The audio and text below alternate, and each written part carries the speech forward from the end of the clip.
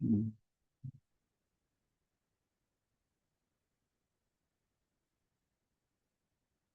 হ্যাঁ, প্রসন্ন গিরিধারী প্রভু পড়ুন।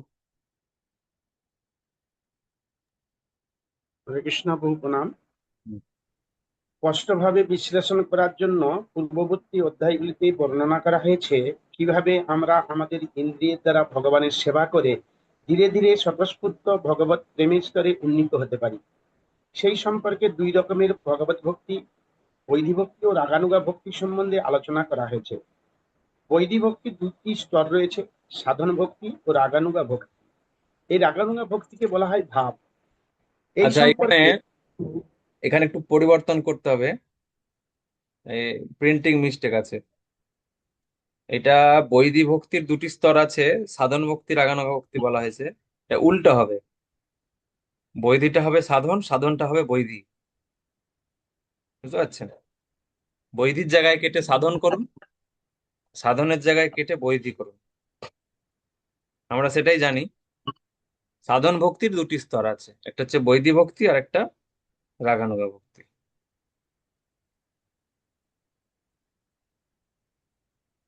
এই রাগানুগা ভক্তিকে বলা হয় ভাব। বুঝতে পারছেন? রাগানুগা ভক্তিটাও একটা ভাবের প্রথম স্তর। ভাবভক্তিতে যাওয়ার এক প্রথম স্তর হচ্ছে রাগানুগা। এটা একটা এক প্রকারের ভাব বলা হচ্ছে। সেই জন্য এখানে বলছে এই রাগানুগা ভক্তিকে বলা হয় ভাব। এই ভাব হচ্ছে, এই সম্পর্কে তন্ত্রে বর্ণনা করা হয়েছে যে এই ভাব হচ্ছে পরমেশ্বর ভগবানের প্রতি বিশুদ্ধ প্রেমের প্রথম প্রকাশ। ঠিক এবং আছে। স্তরে হ্যাঁ। রোমাঞ্চ, কম্প, অশ্রু ইত্যাদি বিকার পরিলক্ষিত হয়। এই বিকারগুলি সবসময় প্রকাশিত হয় না, কেবল মাঝে মাঝে হয়। দুর্বাসা যখন অম্বরীশ মহারাজকে নির্যাতন করতে উদ্যত হয়েছিলেন, তখন অম্বরীশ মহারাজ ভগবানের চরণারবিন্দে ধ্যান করতে থাকেন এবং তখন তার দেহে কিছু বিকার দেখা দিয়েছিল এবং তার চোখ থেকে অশ্রু ঝরে পড়ছিল। এগুলি হচ্ছে ভাবের লক্ষণ। রোমাঞ্চ, কম্প, অশ্রু আদি রূপে তা প্রকাশিত হয়। কিছুকাল পর্যন্ত বাহ্যরূপে প্রকট থাকার পর এই সমস্ত ভাবের লক্ষণগুলি চিত্রবৃত্তিতে বিরাজমান থাকে এবং এই ভাবের নিরবিচ্ছিন্ন প্রবাহকে সমাধি বলা হয়। এই উপলব্ধি স্তর থেকে শ্রীকৃষ্ণের সঙ্গে প্রেমের আদান প্রদান শুরু হয়। তাহলে ভাব তিনটি স্তর, তাহলে ভাব স্তর থেকে তারপরে প্রেম স্তরে যাবে, কারণ ভাব স্তরটা তার মানে হচ্ছে প্রেম স্তরে যাওয়ার গেট। ধরুন একটা ঘর, ঘরের দরজা আছে। তো দরজার এই সাইডটা মানে বাইরের সাইডটা হচ্ছে রাগানুগা ভক্তি অবধি। দরজার বাইরের পোর্শনটা হচ্ছে রাগানুগা অবধি। আর দরজাটা হচ্ছে ভাব ভক্তি। আর দরজার ভেতরটা হচ্ছে প্রেম ভক্তি। ঠিক আছে। এই জন্য ভাবভক্তিটা হচ্ছে গেট বা দরজা। তো এই দরজায় ভগবান চট করে ঢুকতে দেন না, কারণ দরজায় একবার চলে এলে সে ভিতরে ঢুকে যাবে। সেখানে রয়েছে প্রেম ভক্তি, সম্পূর্ণ প্রেম চলে আসবে, যেটা জীবনের উদ্দেশ্য। তো সেই জন্য এই দরজায় ভাবভক্তিটাকে ভগবান চট করে লাভ করতে দেন না। তো এখানে কি কি হয় ভাবভক্তিতে এলে? তার মধ্যে মাঝে মাঝেই রোমাঞ্চ হবে, কম্প হবে, অশ্রু নিঃসৃত হতে থাকবে। রোমাঞ্চ কিরকম? রোমাঞ্চটা ঠিক কিরকম বলুন তো? দেখবেন, উম, শীতকালে যদি, শীতকালে যখন প্রথম গায়ে জলটা ঢালবেন তখন কিরকম হয়? একদম রোমাঞ্চ হয়ে ওঠে, সারা শরীর রোমাঞ্চিত হয়ে ওঠে, তাই না?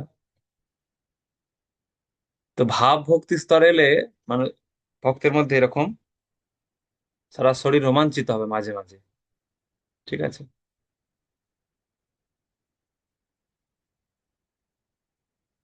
তারপরে কম্প। কম্প মানে, আচ্ছা, রোমাঞ্চ আরো উদাহরণ আছে। অনেক সময় হয় না, কিছু কোনো একটা কথা শুনতে শুনতে আপনার গায়ে কাঁটা দিচ্ছে, সারা শরীরে গায়ে কাঁটা দিতে শুরু করে, লোমকূপ সব, লোমগুলো খাড়া হয়ে যায়, গায়ে কাঁটা দেয়। তো এই একটা রোমাঞ্চ। এগুলো আমরা জাগতিক স্তরে কখনো কখনো আমরা এরকম উপলব্ধি হয়। কিন্তু ভাবভক্তি স্তরে এলে ভগবানের জন্য, ভগবানের কথা চিন্তা করতে করতে তার রোমাঞ্চ হবে, ভগবানের কথা চিন্তা করতে করতে তার গায়ে কাঁটা দেবে, হুম, লোম খাড়া হয়ে যাবে, কম্প হবে। কম্প মানে কারো জ্বর এসছে, দেখ কখনো যে জ্বরে কাঁপছে গা একদম, 104-105 জ্বর উঠে গেছে, গা কাঁপছে, সবসময় হি হি হি হি হি করে কাঁপছে, তাই না? হয় এরকম, একটার পর একটা চাদর চাপা দেওয়া হচ্ছে, লেপ কাঁথা কম্বল চাপা দেওয়া হচ্ছে, কিন্তু কাঁপুনি যাচ্ছে না। এই হচ্ছে কম্প। কিংবা প্রচন্ড টেনশন, টেনশনে পড়েছেন কোন একটা বিষয়ে, প্রচন্ড টেনশন হচ্ছে আপনার, তখন কম্প হবে। কম্প হবে, গায়ে ঘাম দেবে, সেদ, সেদ পুলক এইসব আছে, অষ্টসাত্ত্বিক বিকার, গায়ে ঘাম দিতে শুরু করবে। তাহলে এগুলো ভাবভক্তির লক্ষণ। ভাবভক্তি হলে আমাদের তো এমনি টেনশনে ঘাম দেয়, টেনশন হলে ঘাম দিয়ে দেয় কখনো কখনো। তারপরে প্রচন্ড গরমে ঘাম দিচ্ছে, এই ঘাম নয়, বুঝতে পারছেন? ভাবভক্তি স্তরে এলে ঘাম বেরোবে, অশ্রু, চোখ দিয়ে জল আসবে, চোখ দিয়ে জল এসে যাবে। বাংলা ছায়াছবি দেখেছেন সিনেমা হলে গিয়ে? দেখেছেন নিশ্চয়ই, পুরোনো দিনের বাংলা ছায়াছবিগুলো, এমন দুঃখের সিন, হ্যাঁ, সে দাদার কীর্তি দেখেছিলাম, তাই না? দুঃখের সিন গুলো, চোখ দিয়ে জল আসে, হয়তো পাশে দেখে নিচ্ছেন কে আছে না আছে, একবার কেঁদে নিলেন ভালো করে। কিংবা লুকিয়ে লুকিয়ে চোখটা চেপে একটু কেঁদে ফেললেন। অনেক সময় হয় কি, কান্না কান্না চেপে রাখা যাচ্ছে না, বাইরে গিয়ে একটু হাউ মাউ করে ভালো করে কেঁদে চলে আসে। অশ্রু। তো এই যে কান্না, এটা, এই কান্নাটা কি বাস্তব বলুন? এটা কি বাস্তব কান্না? না, এটার সঙ্গে বাস্তবতা নেই। কিন্তু এই কান্নাটাও তো হয়, হৃদয় থেকে একটা ভাব চলে আসে, তখন কান্না। তো ভক্তির ভাব এলে এইরকম জিনিসগুলো হয়, চোখ দিয়ে জল আসবে। এই চৈতন্য মহাপ্রভুর এগুলো হয়েছিল, চৈতন্য মহাপ্রভুর এগুলো হয়েছিল। পুরীতে যখন থাকতেন মাঝে মাঝে এরকম হতো, জগন্নাথকে দর্শন করে তার এরকম হতো, চোখ দিয়ে শুধু অশ্রু, মানে চোখ দিয়ে ফিচকারির মতো জল বেরিয়ে যাচ্ছে, ফিচকারির মতো চোখ দিয়ে জল বেরিয়ে যাচ্ছে দুই চোখ দিয়ে, এবং সামনে যারা আছে, হুম, তাদের গায়ে সেই জল গিয়ে পড়ছে, বুঝতে পারছেন? মহাপ্রভুর চোখের জল গিয়ে পড়ছে, প্রেমের জল, প্রেমাশ্রু। তারপরে মহাপ্রভুর আহ শরীরে এমন হতো, হাত পা সংকুচিত হয়ে গেছে, ভেতরে ঢুকে গেছে হাত পা। হুম, তারপরে উম গায়ে কাঁটা, গায়ে কাঁটা দিয়েছে, একদম পুরো শরীরটা শীতল হয়ে গেছে, ঠান্ডা হয়ে গেছে, একসঙ্গে সমস্ত অষ্টসাত্ত্বিক বিকারগুলো মহাপ্রভুর মধ্যে ধরা দিত।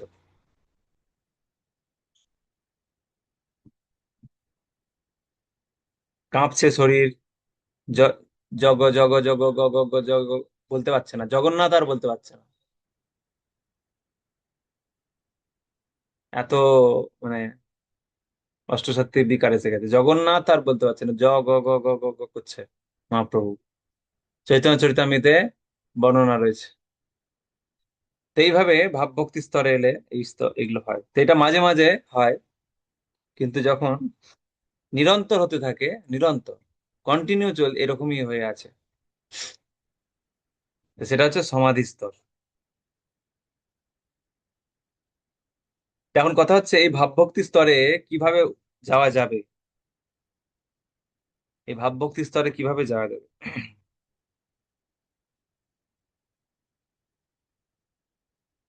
একটা শ্লোক আছে, যার অনুবাদটা প্রভুপাদ দিয়েছেন,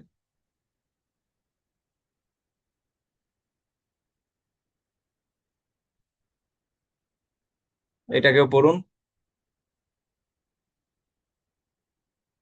এটা একজন পড়ুন।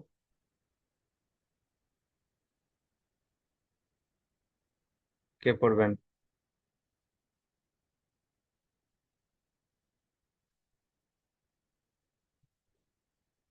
হুম।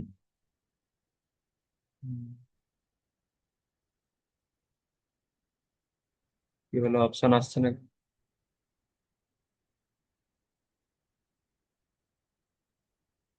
অপশন আসছে না কেন?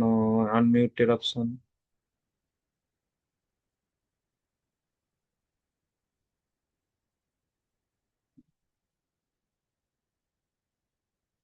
দেখুন তো। হ্যাঁ, বলুন। হ্যাঁ, হয়েছে বলুন। হুম। শুদ্ধ সত্য বিশেষাত্মা প্রেম সূর্যাংশু সম্ভবা রুচি ভিরিষ্টিতম স্ত্রীগত অদ্যত ভাব উচ্যতে। প্রেম সূর্যের কিরণ যখন বিশুদ্ধ সত্যের হৃদয়কে উদ্ভাসিত করে, তখন ভক্ত স্বতঃস্ফূর্তভাবে ভগবানকে ভালোবাসার জন্য আকুল হয়ে ওঠেন। ভগবত ভক্তির রুচির এই স্তরকে ভাব বলে। প্রেম সূর্যের কিরণ যখন বিশুদ্ধ সত্যের হৃদয়কে উদ্ভাসিত করে। বিশুদ্ধ সত্যের হৃদয় মানে আহ যে হৃদয় সম্পূর্ণ নির্মল হয়ে যায়, সফট। ঠিক আছে, বিশুদ্ধ সত্যের হৃদয় মানে প্রচন্ড নরম, একদম নরম হৃদয় হয়ে যায়। ঠিক আছে, কারো প্রতি কোনো ক্ষোভ, হিংসা, ঈর্ষা কিচ্ছু থাকে না। সম্পূর্ণ একটা নরম হৃদয়, মাখনের মতো নরম। বুঝতে পারছেন? মাখন যেমন নরম, সেরকম মাখনের মতো নরম হৃদয় হয়ে যায় এই বিশুদ্ধ সত্ত্বে।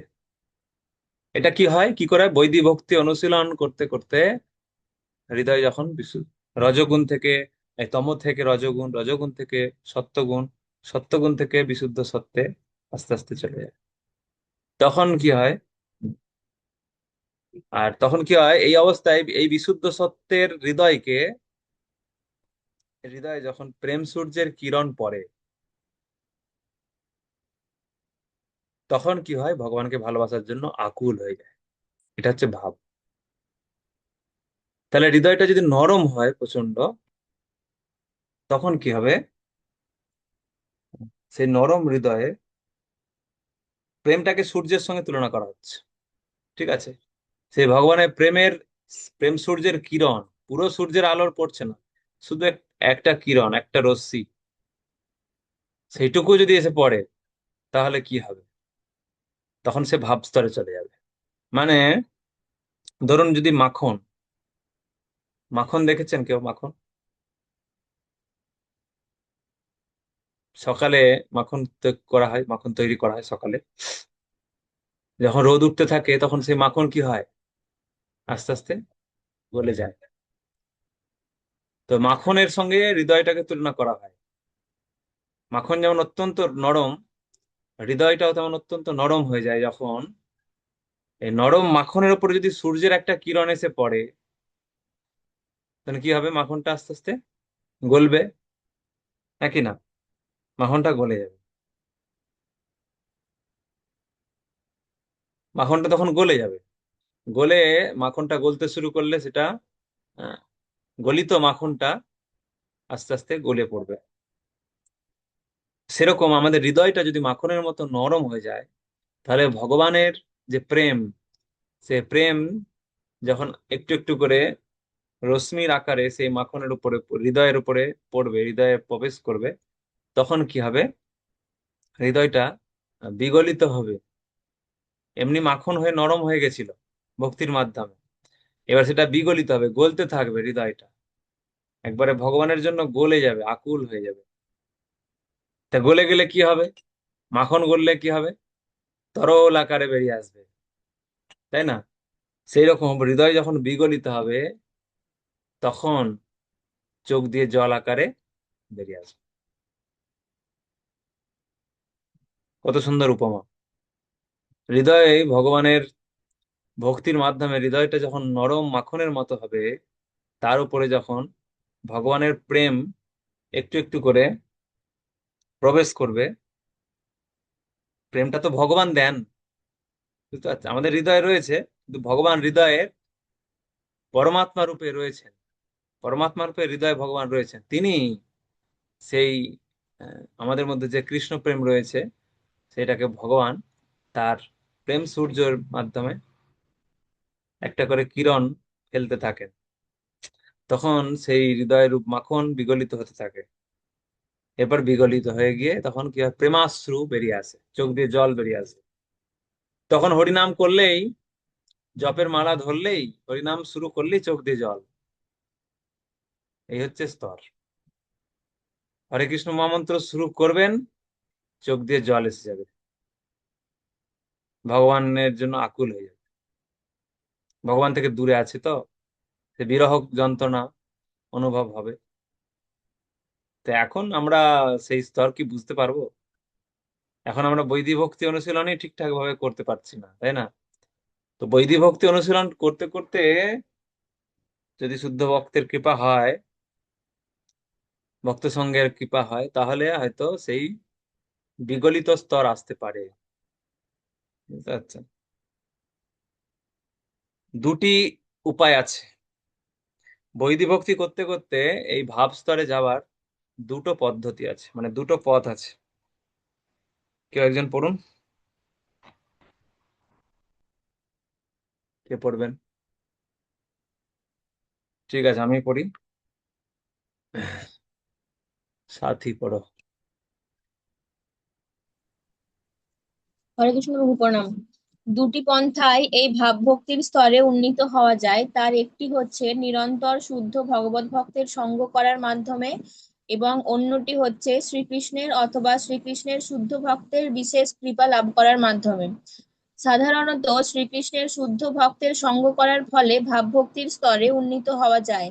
শ্রীকৃষ্ণ অথবা তার শুদ্ধ ভক্তের বিশেষ কৃপা লাভ করার মাধ্যমে এই ভাবভক্তির স্তরে উন্নীত হওয়ার সম্ভাবনা অত্যন্ত বিরল।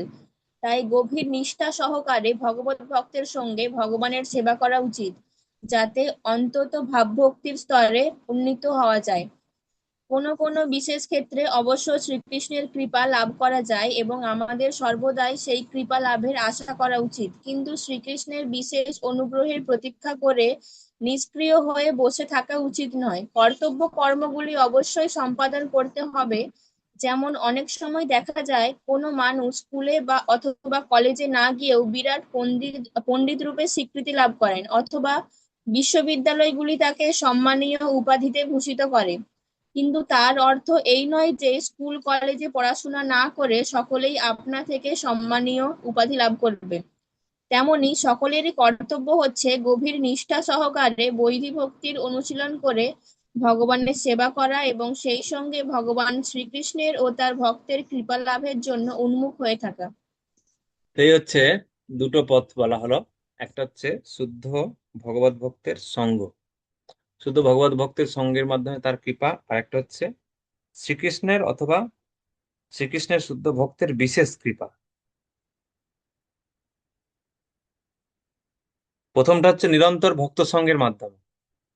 নিরন্তর ভক্ত সঙ্গ করতে করতে ভক্তদের কৃপায় ভাবস্তরে চলে আসতে পারে কেউ। আর দ্বিতীয়টা হচ্ছে হঠাৎ ভগবানের কোনো যদি কৃপা হয়ে যায়, শুদ্ধ বৈষ্ণবের কৃপা হয়ে যায়, তখন এই স্তরেও আসা যেতে পারে। তাহলে দু নম্বরটা তো দুর্লভ, তাই না? হঠাৎ ভগবান কৃপা করলো, তার মধ্যে ভাব চলে এলো, সবসময় ভগবানের জন্য কাঁদছে, কাহা যাও কাহা পাও, কাহা গেলে কৃষ্ণ পাও। সাউন্ড নেই কেন? সাউন্ড পাচ্ছেন সবাই? বাকি ভক্তগণ একটু হাত দেখিয়ে দিন, সবাই সাউন্ড পাচ্ছেন কিনা। আচ্ছা,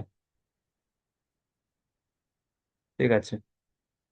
তো এই মহাপ্রভু যেমন করতেন, কাহা যাও কাহা পাও, কাহা গেলে কৃষ্ণ পাও, সবসময় কৃষ্ণ কৃষ্ণ করছে কৃষ্ণকে পাওয়ার জন্য, মানে কৃষ্ণের সঙ্গ করার জন্য, কৃষ্ণকে সাক্ষাৎ সঙ্গ লাভ করার জন্য, আহ, তার সঙ্গে বন্ধুত্ব স্থাপন করার জন্য। এইগুলোর জন্য তখন আকুল হয়ে যাবে ভক্ত, কান্না করবে, ছটপট করবে। তো এই জিনিসগুলো হয়। তো সেটা ভক্ত সঙ্গের মাধ্যমে ভক্তি করতে করতে বৈদিক ভক্তি অনুসরণ করতে করতে আহ, এবং তার সঙ্গে ভক্ত সঙ্গ করার মাধ্যমে সেই স্তরে কেউ আসতে পারে। আর কেউ আসতে পারে হঠাৎ করে ভক্তের কৃপায়। তো তার দৃষ্টান্ত দেয়া হবে এখানে। হঠাৎ করে ভক্তের কৃপা কে কে পেয়েছিলেন, কারা কারা এরকম পেয়েছিলেন, তার দৃষ্টান্ত এখানে আছে। আর বৈদিক ভক্তি অনুশীলন করে ধীরে ধীরে ভাব স্তরে যাওয়ার দৃষ্টান্ত রয়েছে।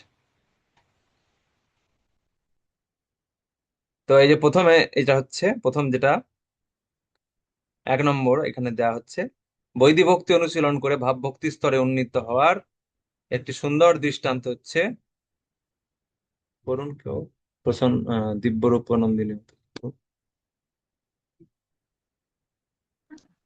হুম। হরে কৃষ্ণ। বৈদিক ভক্তি অনুশীলন করে ভগবত ভক্তি স্তরে উন্নীত হওয়ার ভাব সুন্দর ভক্তি স্তরে। দৃষ্টান্ত হচ্ছে ভাবভক্তি স্তরে উন্নীত হওয়ার একটি সুন্দর দৃষ্টান্ত হচ্ছে শ্রী নারদ মুনির জীবনচরিত, যা শ্রীমদ্ ভাগবতে শ্রীল ব্যাসদেব বর্ণনা করেছেন। সেখানে নারদ মুনি নিজেই তার পূর্বজন্মের কথা এবং ভাবভক্তি প্রাপ্তির কথা বর্ণনা করেছেন। তিনি মহাভাগবতের সেবা করতেন এবং তাদের শ্রীমুখ থেকে ভগবানের মহিমা শ্রবণ করতেন।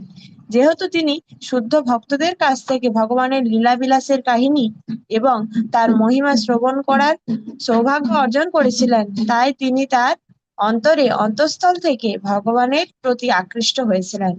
ভগবানের কথা শ্রবণে তিনি এত ঐকান্তিকভাবে আকৃষ্ট হয়েছিলেন যে ধীরে ধীরে তার অন্তরে পরমেশ্বর ভগবানের প্রতি স্বতঃস্ফূর্ত প্রেমের উদয় হয়। এই ভাব হচ্ছে শুদ্ধ ভগবত প্রেমের পূর্বাবস্থা। কারণ পরবর্তী শ্লোকে নারদ মুনি প্রতিপন্ন করেছেন যে মহাভাগবতদের মুখারবিন্দ থেকে ভগবানের কথা শোনার ফলে তার হৃদয়ে ভগবত প্রেমের উদয় হয়। এই সম্বন্ধে শ্রীমদ্ ভাগবতের প্রথম স্কন্ধের 5ম অধ্যায়ের 28 নম্বর শ্লোকে শ্রী নারদ মুনি বলেছেন, প্রথমে বর্ষা ও শরৎকালে মহাভাগবতেরা যখন নির্জনে চাতুর্মাস্য ব্রত পালন করেছিলেন, তখন তাদের সেবায় আমি আমার দিনগুলি অতিবাহিত করি। প্রতিদিন সকালে ও সন্ধ্যায় তারা যখন হরেকৃষ্ণ মহামন্ত্র কীর্তন করতেন, তখন আমি তা শ্রবণ করতাম এবং তার ফলে ধীরে ধীরে আমার হৃদয় নির্মল হয়। ঐকান্তিক আগ্রহ সহকারে তাদের কথা শোনার ফলে রজ ও তমগুণের প্রভাব বিদূরিত হয় এবং আমি ভগবত ভক্তিতে নিষ্ঠাপরায়ণ হই। তাহলে নারদ মুনি আহ এই জন্মে যে তিনি নারদ মুনি, এটা কিন্তু পূর্বজন্মের অনেক সাধন ভক্তি ছিল। হুম। পূর্বজন্মে তিনি দাসীপুত্র ছিলেন, কিন্তু সাধুদের সঙ্গ লাভ করতে পেরেছিলেন। সাধুদের সঙ্গ নিরন্তর করতেন, তাদের মুখ থেকে হরিকথা শ্রবণ করতেন, তাদের মুখ থেকে হরে কৃষ্ণ মহামন্ত্র শ্রবণ করতেন, এবং এইভাবে তাদের কাছ থেকে শুনে ভক্তিযোগ অনুশীলন করতেন। হ্যাঁ। এইভাবে তার মা যখন মারা যায়, তখন তিনি সাধুদের মুখ থেকে এতদিন যা শুনেছেন, তার মা মারা যাওয়ার পরে সে দাসীপুত্র সেই সাধুদের কথা নিজের জীবনে অনুশীলন করতেন। এইভাবে করে করে তিনি ভগবানকে সাক্ষাৎ পেয়েছিলেন। তখন ভগবান আশীর্বাদ করেছিলেন, পরবর্তী জীবনে তুমি আমার পার্ষদ রূপে জন্মগ্রহণ করবে। সেই নারদ মুনি সেইভাবে ভগবানের প্রায় পার্ষদ বলা যায়, সর্বত্র ভ্রমণ করছেন, ভগবানের নাম গুণ কীর্তন করছেন।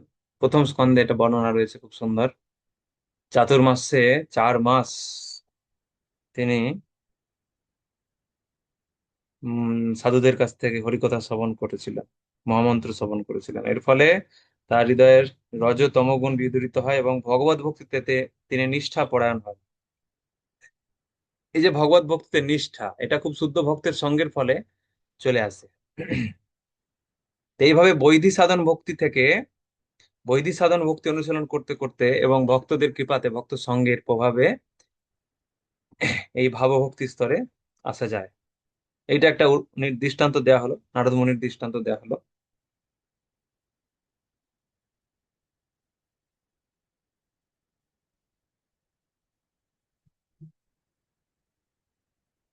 এরপরে দুটো প্যারা, 2-3টে প্যারা পরে দেখুন, দৃষ্টান্ত দেওয়া হয়েছে যে হঠাৎ করে ভগবান অথবা ভক্তের কৃপায় ভাব ভক্তি, হঠাৎ ভগবানের কৃপায় অথবা ভক্তের কৃপায় ভাবভক্তি এসে যাচ্ছে। অনেক সময় দেখা যায় যে, ওখান থেকে পড়ুন, প্রসন্ন তুঙ্গবিদ্যা বিদ্যাসিনী পড়ুন।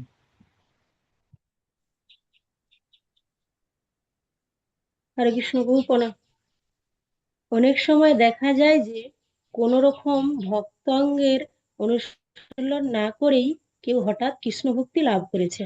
কোনো কোনো মানুষের মধ্যে ভগবত ভক্তির এই আকস্মিক প্রকাশ অবশ্যই শ্রীকৃষ্ণ অথবা তার ভক্তের বিশেষ কৃপা বলে বুঝতে হবে। শ্রীকৃষ্ণের অহেতুক কৃপার প্রভাবে আকস্মিকভাবে এই ভাবভক্তির প্রকাশকে তিনটি ভাগে বিভক্ত করা হয়েছে। এক বাহ্যিক, দুই হচ্ছে আলোকদান ও তিন হচ্ছে খাদ্য।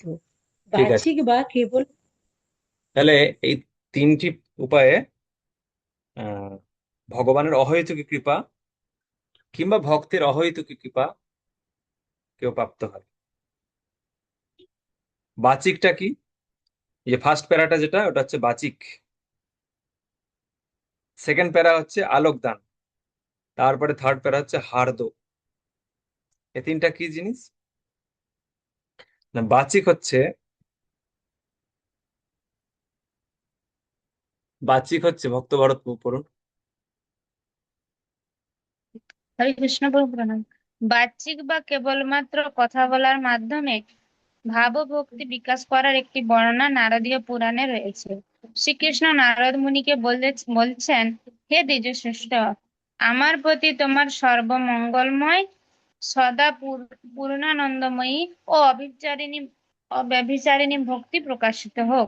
এই যে বাক্যের মাধ্যমে, বাচিক মানে বাক্যের মাধ্যমে বিশেষ কৃপা প্রদান করছেন ভগবান। বাক্যের মাধ্যমে জাস্ট বলে দিলেন, আশীর্বাদ করলেন, এই কথার মধ্যে দিয়েই সেই কৃপা সঞ্চার করলেন, যার ফলে তার মধ্যে ভাব ভক্তি চলে আসলো। এইটা একটা ভগবানের কৃপার মাধ্যমে ভাব ভক্তি।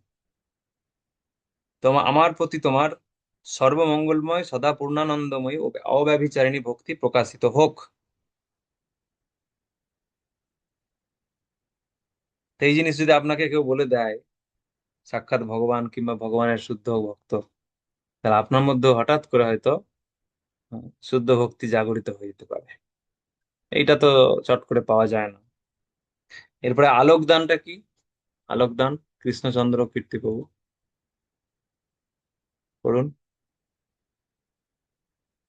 আলোকদান বা কেবলমাত্র দৃষ্টিপাতের মাধ্যমে শ্রীকৃষ্ণের প্রতি প্রেম ভক্তির লাভ করার দৃষ্টান্ত স্কন্দ পুরাণে রয়েছে। সেখানে বর্ণনা করা হয়েছে, জঙ্গল প্রদেশে যখন পরমেশ্বর ভগবান শ্রীকৃষ্ণকে দর্শন, তখন বিগলিত চিত্তে তার এতই ভাবিষ্ট হয়ে পড়েছিলেন যে তারা শ্রীকৃষ্ণ থেকে তাদের দৃষ্টি ফেরাতে পারলেন না। শুধু দৃষ্টি দিয়েই তাদের মধ্যে আহ প্রেম চলে আসছে। দেখুন, জঙ্গলের মানুষ ছিল তারা, জঙ্গল প্রদেশের মানুষ, শুধু ভগবানকে দর্শন করেছেন, সঙ্গে সঙ্গে তারা শ্রীকৃষ্ণ থেকে দৃষ্টি ফেরাতে পারছেন না, ভাব এসে গেছে। নিত্যানন্দ প্রভু যার দিকে তাকাতেন, তার মধ্যেই কৃষ্ণ প্রেম চলে আসতো। নিত্যানন্দ প্রভু যখন প্রথম পুরী থেকে এলেন, মহাপ্রভুর আদেশ ছিল, শোনো শোনো নিত্যানন্দ, শোনো হরিদাস, সর্বত্র আমার আজ্ঞা করো। তখন নিত্যানন্দ প্রভু প্রথম রাঘব পণ্ডিতের ঘরে এলেন, পানিহাটিতে। সেখান থেকে তিনি প্রচার শুরু করলেন। যার দিকে তাকাচ্ছে নিত্যানন্দ প্রভু, তার সে প্রেম দৃষ্টিতে তারা ভাবভক্তি প্রাপ্ত হচ্ছে। ভাবভক্তি থেকে সঙ্গে সঙ্গে প্রেম ভক্তি গড়াগড়ি খাচ্ছে কৃষ্ণ প্রেমে, হরিনাম করছে মুখ থেকে, কন্টিনিউ হরিনাম বেরোচ্ছে মুখ থেকে। হরে কৃষ্ণ কৃষ্ণ কৃষ্ণ হরে হরে, হরে রাম রাম রাম হরে হরে। কৃষ্ণ কৃষ্ণ কৃষ্ণ কৃষ্ণ এই করছে খালি, আর গড়াগড়ি খাচ্ছে প্রেমে। বুঝতে পারছেন? শুধু নিত্যানন্দ প্রভু দৃষ্টিতে। তো এটা হচ্ছে আলোকদান, দৃষ্টিপাতের মাধ্যমে প্রেম ভক্তি দিচ্ছেন। ভাবভক্তির থেকে আরো উপরে একবারে প্রেম ভক্তি দিয়ে দিচ্ছেন, ভাব তো দূরের কথা। আরাধনা যমুনা মাতাজি। এরপর হচ্ছে হার্দ, পড়ুন।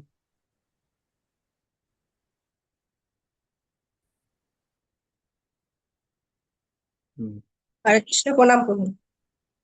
ভারদ প্রসাদজ ভাব সম্বন্ধে শুক সংহিতায় নারদ মুনি শিল ব্যাসদেবকে বলেছেন, হে বাদরায়ণ, তোমার মহাভাগবত পুত্র জন্মগ্রহণ করেছে এবং আমি দেখতে পাচ্ছি যে বহু জন্ম জন্মান্তরে সাধনার ফলে যে বিষ্ণু ভক্তি লাভ করা যায় তা বিনা সাধনাতেই তার চিত্তে উদিত হয়েছে।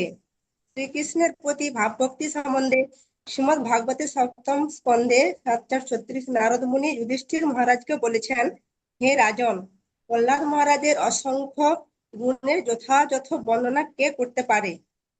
তিনি পরমেশ্বর ভগবানের প্রতি স্বাভাবিক আকর্ষণ লাভ করেছিলেন। আমি তার মহাত্ম্যের কেবলমাত্র সূচনা করলাম, তার গুণের যথাযথ বর্ণনা করা অসম্ভব।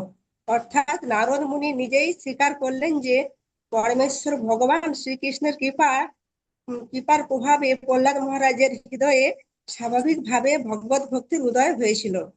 পরমেশ্বর ভগবানের প্রতি প্রহ্লাদ মহারাজের এই স্বাভাবিক রতি প্রকাশিত হয়েছিল নারদ মুনির কৃপার প্রভাবে।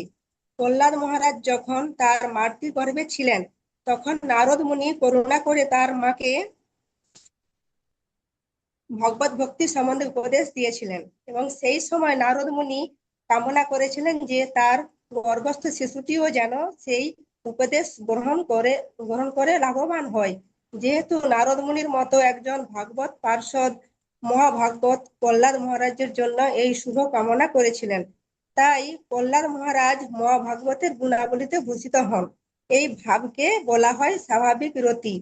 পরমেশ্বর ভগবান অথবা নারদ মুনির মতো মহাভাগবতের বিশেষ কৃপার ফলে এই স্বাভাবিক রতি লাভ করা যায়।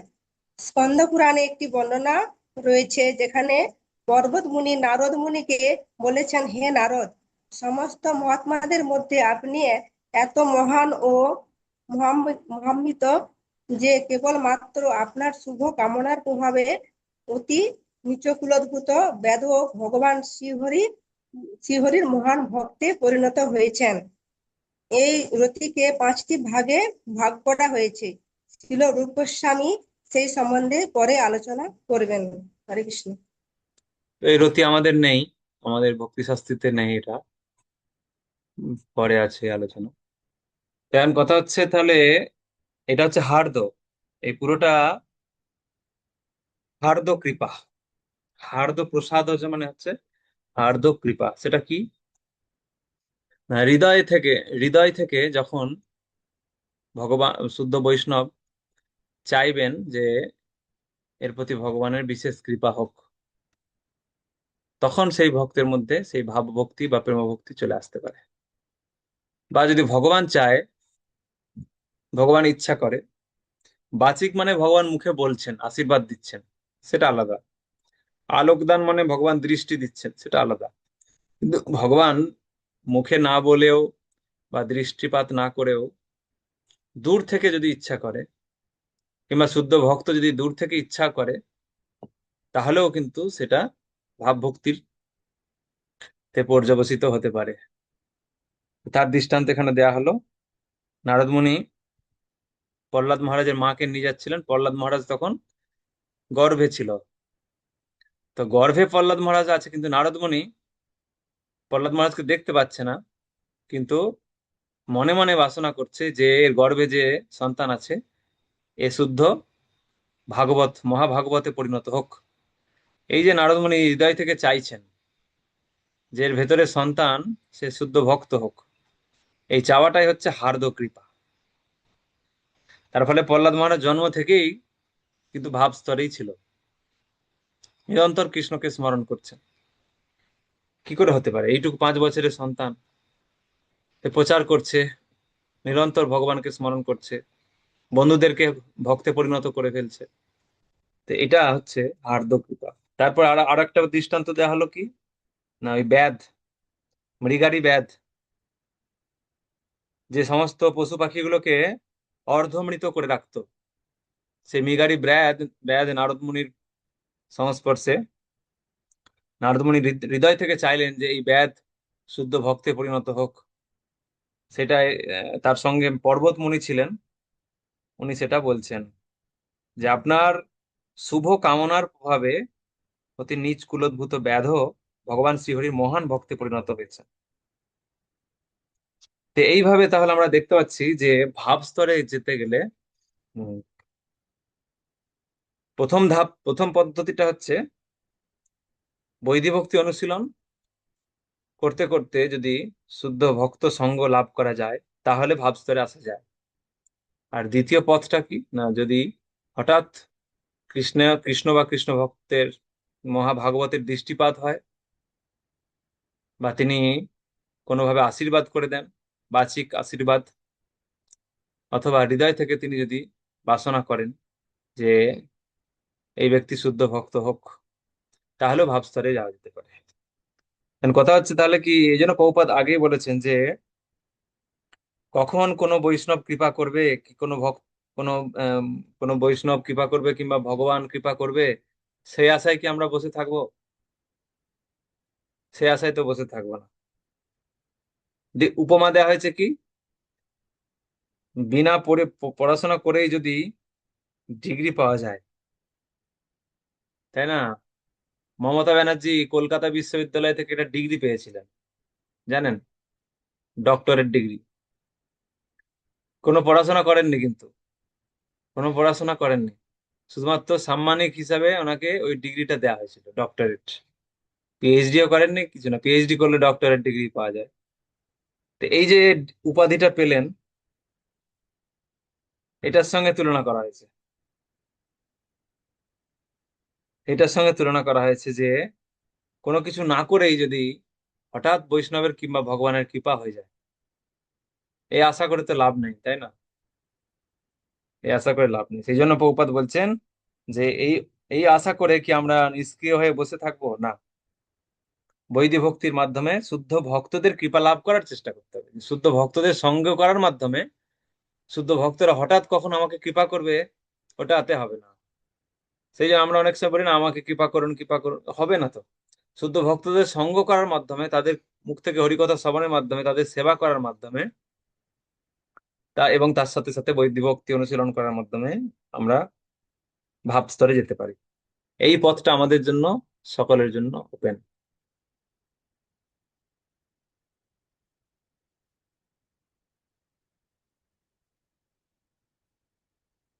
ভাব ভক্তির বৈশিষ্ট্য কি? ভাব ভক্তি ভাব হৃদয়কে কোমল করে। একটু আগে আমরা বলছিলাম হৃদয়টা নরম হয়ে যায় একদম। ভাব হৃদয়কে সম্পৃক্ত করে, সম্পৃক্ত মানে পরিতৃপ্ত থাকে হৃদয়। ভগবানের বিশেষ শক্তি ভক্তের হৃদয়ে সঞ্চারিত হয়, রোমাঞ্চ, কম্প, অশ্রু ইত্যাদি বিকার পরিলক্ষিত হয়। ভাব ভক্তির এগুলো বৈশিষ্ট্য। হুম। আচ্ছা, ভাব ভক্তির যোগ্যতা কি? কারা কারা ভাব ভক্তি লাভ করবে? সাধনার দ্বারা প্রাপ্ত হওয়া যায়, শুদ্ধ ভক্তের সঙ্গর প্রভাবে লাভ হয়, শ্রীকৃষ্ণের বিশেষ কৃপায় লাভ হয়, আর কৃষ্ণ ভক্তের বিশেষ কৃপায় লাভ হয়। এইভাবে ভাব ভক্তি পাওয়া যেতে পারে। এখানে একটা ছক কষে দেওয়া হয়েছে। এগুলো আপনারা যখন রেকর্ডিং শুনবেন ইউটিউবে, তখন এগুলো স্ক্রিনশট নিয়ে বা তখন রেকর্ডিংটাকে স্টপ করে এগুলো খাতায় লিখে নিতে পারেন। এখন আমরা বেরিয়ে যাচ্ছি। ভাব ভক্তিতে যাওয়ার তীর চিহ্ন গুলো উপর দিকে আছে। এই যে বৈধি, রাগানুগা, বৈধি ভক্তি, রাগানুগা ভক্তি, দুটো থেকে সাধনা, বৈধি সাধনা চলতে থাকবে অথবা রাগানুগা সাধনা চলতে থাকবে, সেখান থেকে ভাবে যাওয়া যেতে পারে। এটা একটা পথ। অথবা আরেকটা পথ আছে, সেটা হচ্ছে বাচিক কৃপা ভগবান কিংবা ভক্তের, আলোক দান কৃপা, ভগবান কিংবা ভক্তের হার্দ কৃপা। এইভাবে ভাব ভক্তিতে যাওয়া যেত, দুটো রাস্তা।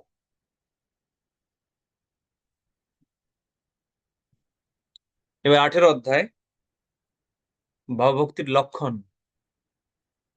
কারোর মধ্যে যে ভাবভক্তি এসে গেছে সেটা বুঝবেন কি করে? কয়েকটা তো আমরা বললাম, তাই না? রোমাঞ্চ, কম্পন, অশ্রু,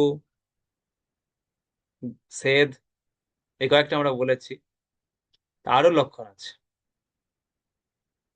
খান্তিরব্যর্থ কালোত্তং বিরক্তির মানস উন্নতা আশা বন্ধ সমুৎকণ্ঠা নাম গানে সদা রুচি আসক্তিস্তদ গুণাখ্যানে প্রীতিস্তদ সতিস্থলে ইত্যাদয় অনুভাবাসুর জাত ভাবাঙ্কুরে জনে। এটা ভক্তির সম্মিতরি সিন্ধুরি শ্লোক। শ্লোকটা এখানে আমাদের বইতে নেই, শ্লোকের অর্থটা আছে। ভাবভক্তির 9টা লক্ষণ। 9টা লক্ষণ কি কি? প্রথম হচ্ছে অব্যর্থ কালোত্তম, মানে সময়ের সদ্ব্যবহার। যদি কারোর মধ্যে ভাবভক্তি এসে যায় তাহলে তিনি সময়কে নষ্ট করবেন না একটা মুহূর্ত। সময়ের সদ্ব্যবহার। ক্ষান্তি মানে তিনি গম্ভীর সহনশীল হয়ে পড়বেন, সবকিছু সহ্য করে নেবেন এবং নীরব থাকবেন, গম্ভীর। বিরক্তি মানে হচ্ছে বিষয়ের প্রতি বিরক্তি। মান শূন্যতা, তার আর কোনো মান সম্মানের কিছু আকাঙ্ক্ষা নেই। আশা বন্ধ, ভগবান অবশ্যই তাকে কৃপা করবেন, এই আশা তার মধ্যে থাকে, বিশ্বাস। সমুৎকণ্ঠা, সমুৎকণ্ঠা মানে হচ্ছে ভগবানের সেবা করতে উৎকণ্ঠা, ভগবানের সেবা করার জন্য সবসময় উৎকণ্ঠিত থাকবেন। তারপরে নাম ও গানে সদা রুচি, মানে ভগবানের নাম গান এগুলোর প্রতি সবসময় রুচি। সবসময় যখনই নাম, তাকে নাম করতে বলবে নাম করবে, কীর্তন করতে বললে কীর্তন করবে, সবসময় রুচি। আর ভগবানের সেবার জন্য সবসময় উৎকণ্ঠা। আসক্তি, আসক্তি তত গুণাখ্যানে, ভগবানের গুণাবলী বর্ণনে আসক্তি। ভগবানের কথা বলার জন্য তার ভিতরে একটা আসক্তি কাজ করবে। প্রীতি বসতি স্থলে, ভগবানের লীলাস্থলিতে বসবাস করার একটা লোভ তার মধ্যে থাকবে, প্রীতি। যেমন মহাপ্রভু পুরীতে বাস করছিলেন, বৃন্দাবনে যেতে চেয়েছিলেন, বৃন্দাবনেও গেছিলেন। তো ভগবানের লীলাস্থলিতে বসবাস করার একটা লোভ থাকবে। তো এইভাবে এইভাবে ভবভক্তি 9টা লক্ষণ বলা হলো। এইগুলোর এবার ব্যাখ্যা আছে এখানে আমাদের বইতে, 9টা ব্যাখ্যা আছে। প্রথমটা হচ্ছে সময়ের সদ্ব্যবহার। সে একটা মুহূর্ত সময় কিন্তু নষ্ট করবে না। সময়ের সদ্ব্যবহার, এখানে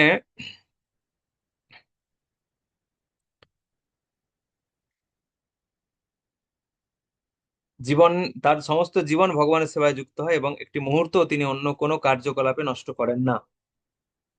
যেমন উদাহরণ দিতে পারবেন? একটা মুহূর্ত সময় নষ্ট করতেন না, প্রত্যেকটা মুহূর্তে ভগবানের কোনো না কোনো সেবা ব্যস্ত থাকতেন। উদাহরণ? হুম, শ্যামানন্দ বাবু। আমাদের গুরুদেবই তো তার প্রকৃষ্ট উদাহরণ। হুম, তিনি কোনো সময় শ্রীমৎ নষ্ট পতাকা করেননি। স্বামী গুরু মহারাজ। আর তারক জনার্দন প্রভু। হরে কৃষ্ণ প্রভুজি, অনন্ত প্রণাম প্রভুজি। নামাচার্য ছিল হরিদাস ঠাকুর। হরিদাস ঠাকুর নিরন্তর নাম করতেন। আর উদাহরণ, সব কাজ করতেন, সব ভগবানের সঙ্গে যুক্ত করে দিয়েছিলেন, সমস্ত কাজ। এরকম উদাহরণ? সমস্ত কাজই করতেন ভগবানের জন্য। অম্বরীশ মহারাজ। অম্বরীশ অম্বরীশ মহারাজ, মহারাজ। ইয়েস। অম্বরীশ মহারাজ, দিব্যরূপা মাতাজি, ওটাই। তো অম্বরীশ মহারাজ। হ্যাঁ, তো এইভাবে সময়ের সদ্ব্যবহার। ভক্তিবিনোদ ঠাকুর 24 ঘন্টাকে তিনি ভাগ করে দিয়েছিলেন, 8 8 8। একটা মুহূর্ত সময় নষ্ট করতেন, একটা মুহূর্ত না, প্রত্যেকটা মুহূর্তে কিছু না কিছু করবেন।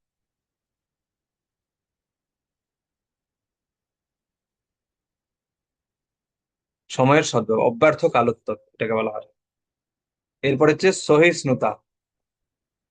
সহিষ্ণুতা, সহ্য শক্তি। সহিষ্ণুতা প্রসঙ্গে এখানে যে উদাহরণটা দেওয়া হয়েছে সেটা হচ্ছে পরীক্ষিত মহারাজের উদাহরণ। পরীক্ষিত মহারাজ জানতেন যে আহ, ব্রাহ্মণ বালক তাকে অভিশাপ দিয়েছে, সেই মুহূর্তেও পরীক্ষিত মহারাজ কিন্তু সম্পূর্ণ সহ্য করে নিয়েছেন। তিনি চাইলে পাল্টা অভিশাপ দিতে পারতেন হয়তো ব্রাহ্মণ বালককে, কিন্তু করেননি। তিনি সহ্য করে নিয়েছেন, অভিশাপটা সহ্য করে নিয়েছেন। নিয়ে এসে তিনি পরামর্শ নিচ্ছেন যে এই মুহূর্তে আমার কি করণীয়। কি করণীয়, এর কত সহ্য শক্তি ভাবুন। যদি আপনি এখনই শুনেন আপনার ঘরে একটা বোমা বোমা রয়েছে, এক্ষুনি বোমাটা বাস্ট করবে, তাহলে কি হবে বলুন? 1 ঘন্টা পরে বোমা বাস্ট হবে আপনার ঘরে। হরে কৃষ্ণ। এরকম না হোক, কথাই বলছি আর কি। তো কি হবে বলুন তো তখন? সবকে ঘর থেকে বের করবেন, তাই না? ছুটাছুটি করবেন, গিয়ে তারপরে কি করবেন? পরীক্ষিত মহারাজ জানতো 1 সপ্তাহ হাতে সময় আছে, কোনো ছুটাছুটি নেই, কিচ্ছু নেই। তিনি গিয়ে ঋষি মুনিদেরকে জিজ্ঞেস করছেন যে হে ব্রাহ্মণগণ, আপনাদের শরণাগত সেবক রূপে আপনারা আমাকে গ্রহণ করুন। পরমেশ্বর ভগবান শ্রীকৃষ্ণের চরণারবিন্দে আমার হৃদয় ও আমার আত্মা অর্পণ করার জন্য আমি গঙ্গার তীরে এসেছি। আপনারা কৃপা করে আমাকে আশীর্বাদ করুন যাতে মা গঙ্গাও আমার প্রতি প্রসন্ন হন। আমার প্রতি ব্রাহ্মণ বালকের অভিশাপ আমার উপর নেমে আসুক, তাতে আমি বিচলিত নই। আমার একমাত্র অনুরোধ হচ্ছে আপনারা আমার জীবনের অন্তিম সময়ে কৃপা করে ভগবানের দিব্য নাম কীর্তন করুন, যাতে আমি তখন তার অপ্রাকৃত গুণাবলী উপলব্ধি করতে পারি। গম্ভীর ও সহিষ্ণু, তাই তো? তো পরীক্ষিত মহারাজের এই আচরণ জীবনের অন্তিম সময়েও ধীর ও প্রশান্ত চিত্ত গাম্ভীর্যের একটি অপূর্ব সুন্দর দৃষ্টান্ত। যে ভক্তের হৃদয়ে শ্রীকৃষ্ণের প্রতি দিব্য ভাবের উদয় হয়েছে, জল সেরেছ, তার মধ্যে এই সমস্ত গুণাবলী প্রকাশিত হয়। ভাবস্তরে না থাকলে হবে না। তিনি জানেন যে এক্ষুনি মৃত্যু হবে, তারপরেও কিন্তু গম্ভীর আছেন, স্থির আছেন, কোনো চঞ্চলতা নেই, কিচ্ছু নেই। এটা ভাবুন তো। মৃত্যু মৃত্যু মুহূর্তটা হচ্ছে সব থেকে অস্থির মুহূর্ত, সব থেকে ভয়ঙ্কর মুহূর্ত হচ্ছে মৃত্যু মুহূর্ত। যত ধরনের আপনার জীবনে যত ধরনের টেনশন যত কিছু থাকুক না কেন, সবার ঊর্ধ্বে হচ্ছে মৃত্যুর টেনশন। যারা যাদেরকে ডাক্তার জানিয়ে দেয়, যারা কোনোভাবে জেনে যায়, যে সমস্ত পেশেন্ট কোনোভাবে জানতে পেরে যায় যে আমার ক্যান্সার হয়েছে, সেই পেশেন্টের কি অবস্থা হয় বলুন তো? এমনিতেই সে প্রায় মারা যায় টেনশনে, হার্ট ফেল করে ফেলে। যে সমস্ত পেশেন্ট জেনে যায়, কোনো না কোনো ভাবে হয়তো জেনে শুনে নিয়েছে যে আমার রিপোর্টে ক্যান্সার, তাদের কি গতি হবে? কিন্তু শুদ্ধ ভক্ত যারা হয়, যারা ভাব স্তরে চলে যায়, তারা মৃত্যুর ভয়টাকেও তারা সাদরে মেনে নেন, সেই মুহূর্তে গম্ভীর সহিষ্ণু থেকে সেটা কাটান। তো এটা হচ্ছে বিষয় সহিষ্ণুতা। সহিষ্ণুতার আরো উদাহরণ আছে। হরিদাস ঠাকুর, হরিদাস ঠাকুরের সহিষ্ণুতা, প্রহ্লাদ মহারাজের সহিষ্ণুতা। হম আর কি উদাহরণ আছে সহিষ্ণুতা?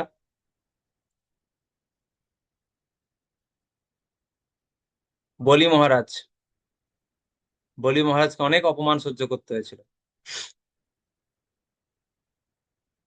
এই সহিষ্ণুতা গুণগুলো আমরা দেখতে পাই। তারপর অনেক মুনি ঋষিদের ঘটনা দেখতে পাই। একটা ঋষি গঙ্গায় স্নান করতে যাচ্ছে, তার গায়ে থুতু ফেলছে।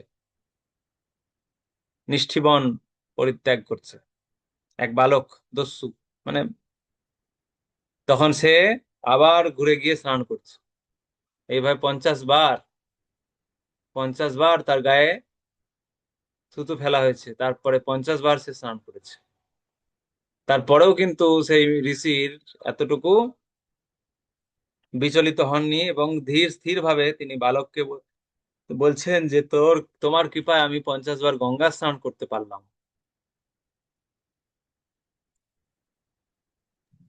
হরে কৃষ্ণ প্রভু, দণ্ডবত প্রণাম, সমস্ত বৈষ্ণবদের চরণে দণ্ডবত প্রণাম। প্রভু, জড়ভরতেরও সহিষ্ণুতা অনেক ছিল। জড়ভরত, হ্যাঁ, জড়ভরতকে অনেক কষ্ট দেওয়া হয়েছিল। মানে শেষ জীবনে তাকে পুনর্জন্ম হয়ে যখন আসে জড়ভরতে, তখন তাকে অনেক কষ্ট সহ্য করতে হয়েছিল, তার বাড়ির লোকেরা খুব কষ্ট দিয়েছিল। এরকম অনেক দৃষ্টান্ত আছে। এরপর হচ্ছে বিষয় অনাসক্তি। বিষয় অনাসক্তি প্রসঙ্গে ভরত মহারাজের দৃষ্টান্ত এখানে দেওয়া হয়েছে। বিষয়ের প্রতি অনাসক্তি, ভরত মহারাজের সবকিছু ছিল। প্রভুপাদ বলছে সবকিছু ত্যাগ করে, সবকিছু ত্যাগ করে নির্জনে কৃত্রিম ভাবে বসবাস করা, এইটা বৈরাগ্য নয়। সবকিছু আছে তা সত্ত্বেও অনাসক্ত, সবকিছু থাকা সত্ত্বেও অনাসক্ত হয়ে জীবনযাপন করা, এইটা হচ্ছে বিষয় অনাসক্তি, যেটা ভরত মহারাজ করেছিলেন। তিনি বহু বছর ধরে সারা পৃথিবীর আধিপত্য, তার পরিবার, যুবতী স্ত্রী, অর্থ, প্রতিপত্তি, ঐশ্বর্য সবকিছু তিনি সঙ্গে নিয়ে চলছিলেন, কিন্তু কোনো কিছুর প্রতি আসক্ত ছিলেন, অনাসক্ত ছিলেন। যখন পুত্ররা, তার সন্তানেরা যখন যোগ্য হলো, তাদেরকে রাজকার্য দিয়ে তারপরে তিনি বানপ্রস্থে চলে গেলেন। ততদিন কিন্তু তিনি বিষয়ের প্রতি অনাসক্ত হয়ে থাকতেন। তো এটা বলা, বহুপাত বলছেন যে সবকিছু বিষয় পরিত্যাগ করে নির্জনে গিয়ে সাধন ভজন করা, এইটা প্রকৃত বৈরাগ্য নয়। সে তো পালিয়ে যাচ্ছে ভয়ে, বিষয়ের মধ্যে থেকেও বিষয়ের প্রতি অনাসক্তি, এইটা হচ্ছে প্রকৃত বৈরাগ্য, প্রকৃত বৈরাগী। রঘুনাথ দাস গোস্বামী, এই তো কয়েকদিন আগে আমরা চিরাদধি উৎসব, রঘুনাথ দাস গোস্বামী বাড়িতে থাকতেন কিন্তু অনাসক্ত হয়ে থাকতেন। সুন্দরী স্ত্রী দেখে তাকে বিয়ে দিয়ে দেওয়া হলো, তারপরেও তার কোনো কিছুই ভালো লাগে না।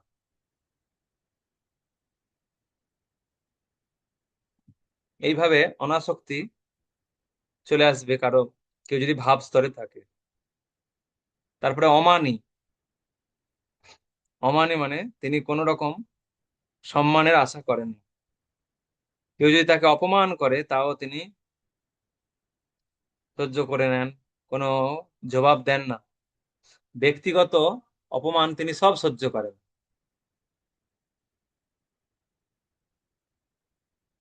মহারাজ ভাগীরথ, মহারাজ ভগীরথের দৃষ্টান্ত এখানে দেওয়া হয়েছে। মহারাজ ভগীরথ ছিলেন সমগ্র ভারতবর্ষের একছত্র সম্রাট, কিন্তু তবুও শ্রীকৃষ্ণের জন্য তার হৃদয়ে এমন মধুর ভাবের উদয় হয়েছিল যে তিনি সর্বস্ব ত্যাগ করে ভিক্ষাবৃত্তি অবলম্বন করেন। বুঝতে পারছেন? সারা ভারতবর্ষের একছত্র সম্রাট, তিনি সবকিছু ত্যাগ করে ভিক্ষা করছেন। এই যে ভিক্ষা করছেন, তার মানে তো কোনো মান সম্মানের আশা নেই তার মধ্যে, সম্পূর্ণ অমানি স্তর লাভ করেছেন। ভারতের ইতিহাসে এরকম বহু দৃষ্টান্ত রয়েছে। আচ্ছা, শুধু শুধু ভিক্ষাবৃত্তি অবলম্বন তাই নয়, শত্রু, এমনকি অস্পৃশ্যদের ঘরে গিয়েও ভিক্ষা করতেন। এত বিনীত ছিলেন যে শ্রদ্ধা সহকারে নতমস্তকে তিনি তাদের প্রণাম করতেন, যে আমি এত বছর ভারতবর্ষ রাজত্ব করেছি, আমার অনেক কিছু আছে, গুণ, অনেক গুণ আছে, তা আমি কি করে মাথা নত করব? তা কিন্তু নয়। অস্পৃশ্যদের বাড়িতে গিয়েও তাদেরকে মাথা নত করে প্রণাম করতেন, তাদের কাছ থেকে ভিক্ষা চাইতেন। হ্যাঁ, শ্যামানন্দ প্রভু। প্রণাম প্রভু। এই যেখানে এখানে যে ভগীরথের কথা বলা হচ্ছে, ইনি কি যিনি গঙ্গা আনয়ন করেছিলেন তিনি? হ্যাঁ হ্যাঁ, ওই ভগীরথ, এই ভগীরথের কথাই বলা হয়েছে। আর একটা দৃষ্টান্ত দেওয়া হয়েছে, লালা বাবু, কলকাতার বিখ্যাত জমিদার, তিনি হেলা ভরে অসীম সম্পদ ত্যাগ তার ছিল, হেলা ভরে ত্যাগ করে বৃন্দাবনে চলে যান ভগবানের দাসত্ব বরণ করে। বৃন্দাবনে গিয়ে তিনি দাঁড়ে দাঁড়ে ভিক্ষা করতে লাগলেন, শত্রুদের ঘরে গিয়েও ভিক্ষা করতেন। ভিক্ষাবৃত্তি অবলম্বন করলে নানা রকম অবমাননা সহ্য করতে প্রস্তুত থাকতে হয়, সেটি স্বাভাবিক। বুঝতে পারছেন?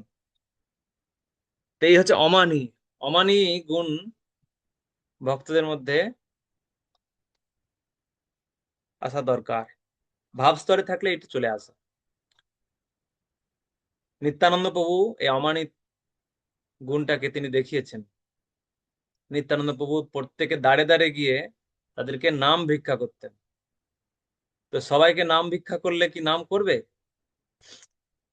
কেউ কেউ তো অপমানও করছে নিশ্চয়ই, কেউ কেউ তাকে অপমান করছে। আপনি কাকে গিয়ে বলুন, কাউকে বাড়ি থেকে বেরিয়ে আপনি ঘরে ঘরে যান, গিয়ে বলুন যে আপনারা একটু জপের মালা নিন, জপ করুন, হরিনাম করুন, দেখুন কিরকম অপমান সহ্য করতে হয়। অপমান তো সহ্য করতে হবে। তখন মনে হবে দূর, আমার কি আছে কি নেই, আমার কিসের অভাব আছে? আমার ঘর বাড়ি আছে, আমার স্বামী আছে, আমার স্ত্রী আছে, আমার টাকা পয়সার অভাব নেই, ব্যবসা বাণিজ্য আছে, চাকরি বাকরি আছে, কি পড়ে গেছে আমার? আমি লোকের কাছে গিয়ে ভিক্ষা করব? নাম করো, ভক্ত হও। কিন্তু এনারা দেখুন, এনারা বড় বড় রাজা ছিলেন, এনারা গিয়ে ভিক্ষা করেছেন, মানে এই পথটাকে বেছে নিয়েছেন, ভিক্ষার পথ বেছে নিয়েছেন, ভিক্ষা। তা আমরা আমাদেরকে বেশি কিছু ভিক্ষা করতে হবে, নাম ভিক্ষা যদি করি। এই রথযাত্রায় কালেকশন, রথযাত্রায় ঘরে ঘরে গিয়ে কালেকশন করছে ভক্তরা, এই জন্য অমানিত্য গুণ লাগবে। অমানিত্য গুণ, অমানি গুণ না থাকলে এটা পারা যাবে না। কারণ ভিক্ষা করতে গিয়ে সবাই তো, অনেকে তো অপমান করছে, তাই না? ইসকনের সম্পর্কে হয়তো কত খারাপ কথাও বলে দিচ্ছে কেউ কেউ। এই যে গ্রন্থপ্রচার, গ্রন্থপ্রচারে বেরোলে কেউ কত খারাপ কথা বলবে। তোমাদেরকে ইসকন থেকে কত টাকা দেয় বলবে, অপমান। তোমাদেরকে ইসকন থেকে টাকা দিচ্ছে বোধহয়, তোমরা বাড়ির বউ, তোমরা এরকম উম, বই নিয়ে বিক্রি করতে শুরু করেছো। কি এই বাচ্চা বাচ্চা ছেলেগুলো বই বিক্রি করছে, সব ব্যবসায় নামিয়ে দিয়েছে ইসকন। কত অপমান! তা আপনি যখনই ভিক্ষা করতে যাবেন তখনই আপনার মধ্যে এই অমানি গুণটা চলে আসবে। সেই জন্য ভিক্ষা করা দরকার, নাকি মাঝে মাঝে ভিক্ষায় বেরোনো দরকার। ভিক্ষা করলে ভালো ভক্ত হয়ে যায়। তা আমরা তো আর ভিক্ষা করতে পারছি না, আমরা তো যারা নামহট্ট করবে বাড়িতে, তাদের বাড়ি বাড়ি যাচ্ছি, একবারে ফোন টোন করে খাতির করে ডাকছে, আসুন, সেখানে গিয়ে আমরা প্রচার করছি, তাই না? ভিক্ষা আর কোথায় করছি? ভিক্ষা তো করতেই পারছি না। তাহলে ভিক্ষার জন্য প্রস্তুত না থাকলে এই ভাব স্তরে আসা যাবে না। সেই জন্য এই লালা বাবু কি করলেন, সব পরিত্যাগ করে গিয়ে ভিক্ষা করতে শুরু করলেন।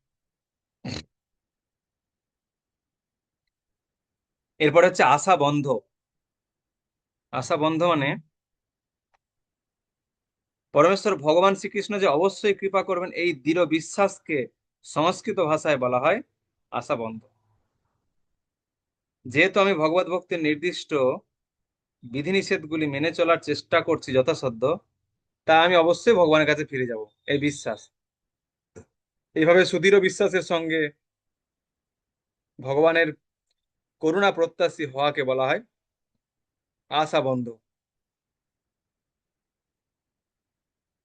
সে আমরা গল্প শুনেছি না, ব্রাহ্মণ ব্রাহ্মণ আর আহ আরেকজন কে যেন, মুচি, ব্রাহ্মণ আর মুচির গল্প। ব্রাহ্মণ জিজ্ঞেস করছে যে বলছে আমি ভগবানের কাছ থেকে এসেছি, তোমার কি জানার আছে? বলে বলো। বলে ভগবান এখন কি করছে? বলছে ছুঁচের ছিদ্র দিয়ে হাতি প্রবেশ করছে, এটা ভগবান করাচ্ছে। তখন ব্রাহ্মণ বলছে দূর, কি করে হতে পারে, বিশ্বাস করছে না। আর মুচির কাছে গিয়ে জিজ্ঞেস, মুচির কাছে বলছে যে আমি ভগবানের কাছ থেকে এসেছি। বলছে যে কি ভগবান এখন কি করছেন, আমার প্রভু এখন কি করছেন? তো বলছে তোমার প্রভু একটা ছুঁচের ছিদ্র দিয়ে একটা হাতিকে প্রবেশ করাচ্ছেন আর বের করছেন। মুচি তখন বলছে ও তাই, বা তখন তাকে বলছে যে আরে তোমার বিশ্বাস হলো এটা? বলছে হ্যাঁ, না বিশ্বাস আর কি আছে। তো এইভাবে অনেক কথোপকথন হলো।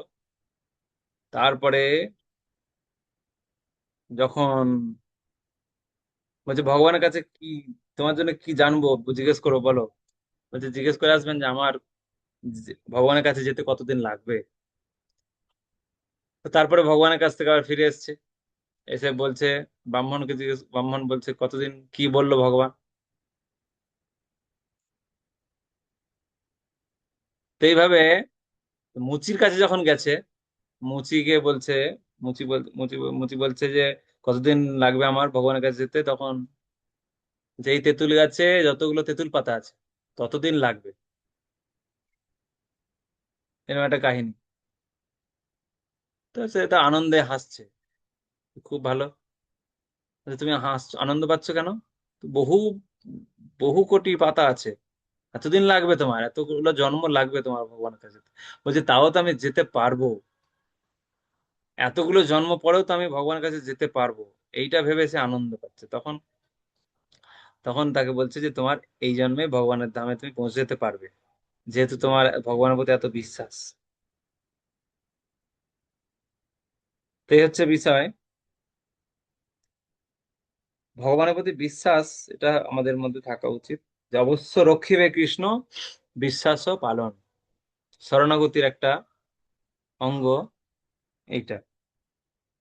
এই প্রসঙ্গে রূপ গোস্বামী পাদ তিনি একটা সুন্দর প্রার্থনা করেছেন। রূপ গোস্বামী বলছেন যে কৃষ্ণ প্রেমে আমি মগ্ন হতে পারলাম না, এমনকি শ্রবণ কীর্তন আদি যে সমস্ত পন্থার মাধ্যমে কৃষ্ণ প্রেমের বিকাশ হয় তার প্রতি আমি আসক্ত হতে পারলাম না। আর ভক্তিযোগ, যার প্রভাবে মানুষ নিরন্তর শ্রীকৃষ্ণকে স্মরণ করতে পারেন এবং তার হৃদয়ে শ্রীকৃষ্ণের চরণারবিন্দকে প্রতিষ্ঠিত করতে পারেন, তা সাধন করতেও আমি অক্ষম। আর দার্শনিক জ্ঞান অথবা পুণ্যকর্ম অনুষ্ঠান করার সুযোগ আমার নেই, কারণ কারণ আমি উচ্চকুলেও জন্মগ্রহণ করিনি। তাই হে গোপীজন বল্লভ, আমি কেবল তোমার কাছে প্রার্থনা করি, আমি কেবল বাসনা করি এবং আশা করি যে কোনো না কোনো ভাবে আমি যেন তোমার শ্রী পাদপদ্মের প্রতি আসক্ত হতে পারি। এই আশা আমার হৃদয়কে ব্যথাতুর করে তোলে, কেননা আমি মনে মনে বুঝতে পারি যে জীবনের পরম লক্ষ্যের দিকে অগ্রসর হতে আমি কত অক্ষম। এই শ্লোকের তাৎপর্য হচ্ছে গভীর নিরাশার মধ্যেও আমাদের আশা রাখতে হবে যে কোনো না কোনো ভাবে আমরা ভগবানের চরণারবিন্দের দিকে অগ্রসর হতে পারবো। আপনি খুব নিষ্ঠাভাবে জব করার চেষ্টা করবেন, অনেক কষ্ট করে জব করার চেষ্টা করবেন, দেখবেন হচ্ছেই না। যেভাবে জব করতে বলা হয় শুনে শুনে এক মনে, হচ্ছেই না। বারবার চেষ্টা করবেন, মন বারবার চলে যাবে অন্যদিকে, হচ্ছেই না, হচ্ছেই না। তখন কখনো মনে হয় যে আমার দ্বারাই মনে হচ্ছে হবে, এরকম মনে হয় কারো যে আমি বোধহয় আর খুব ভালো ভক্ত হতে পারবো না, আমি বোধহয় আর শুদ্ধ ভক্ত হতে পারবো না, কেননা জবটাই তো ভালো করে করতে পারছি না, জবই ভালো করে করতে পারছি না। ভালোভাবে জব করতে গেলে ঘুম এসে যায়, গ্রন্থ পড়তে গেলেই ঘুম এসে যায়, সেবায় রুচি নেই, অলসতা, মনে হয় একটু ঘুমিয়ে পড়ি, শরীর আর বইছে না। তো আমার দ্বারা কি করে হবে? কখনো এরকম মনে হয়? যদি মনে হয় তার জন্য রূপ গোস্বামী বলছেন, মোহিনী রূপা মাতাজি,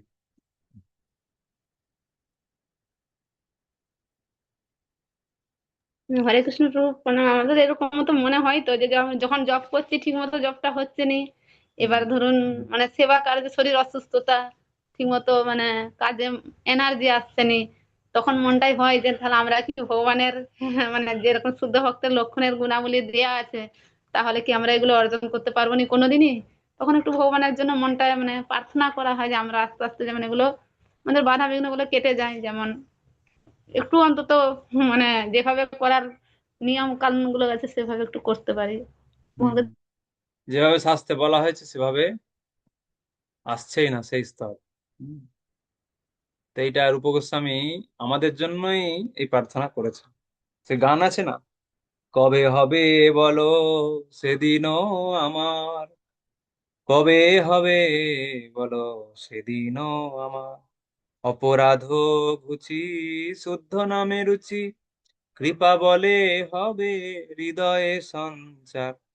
অপরাধ ঘুচি শুদ্ধ নামে রুচি, কৃপা বলে হবে হৃদয়ে সঞ্চার। করিতে শ্রী কৃষ্ণ নাম উচ্চারণ, পুলকিত দেহ গদ গদ বচন। কখন সেই স্তর আসবে, কখন সেই দিন আসবে যখন শ্রীকৃষ্ণ বললেই, কৃষ্ণ উচ্চারণ করতেই পুলকিত দেহ গদ গদ বচন।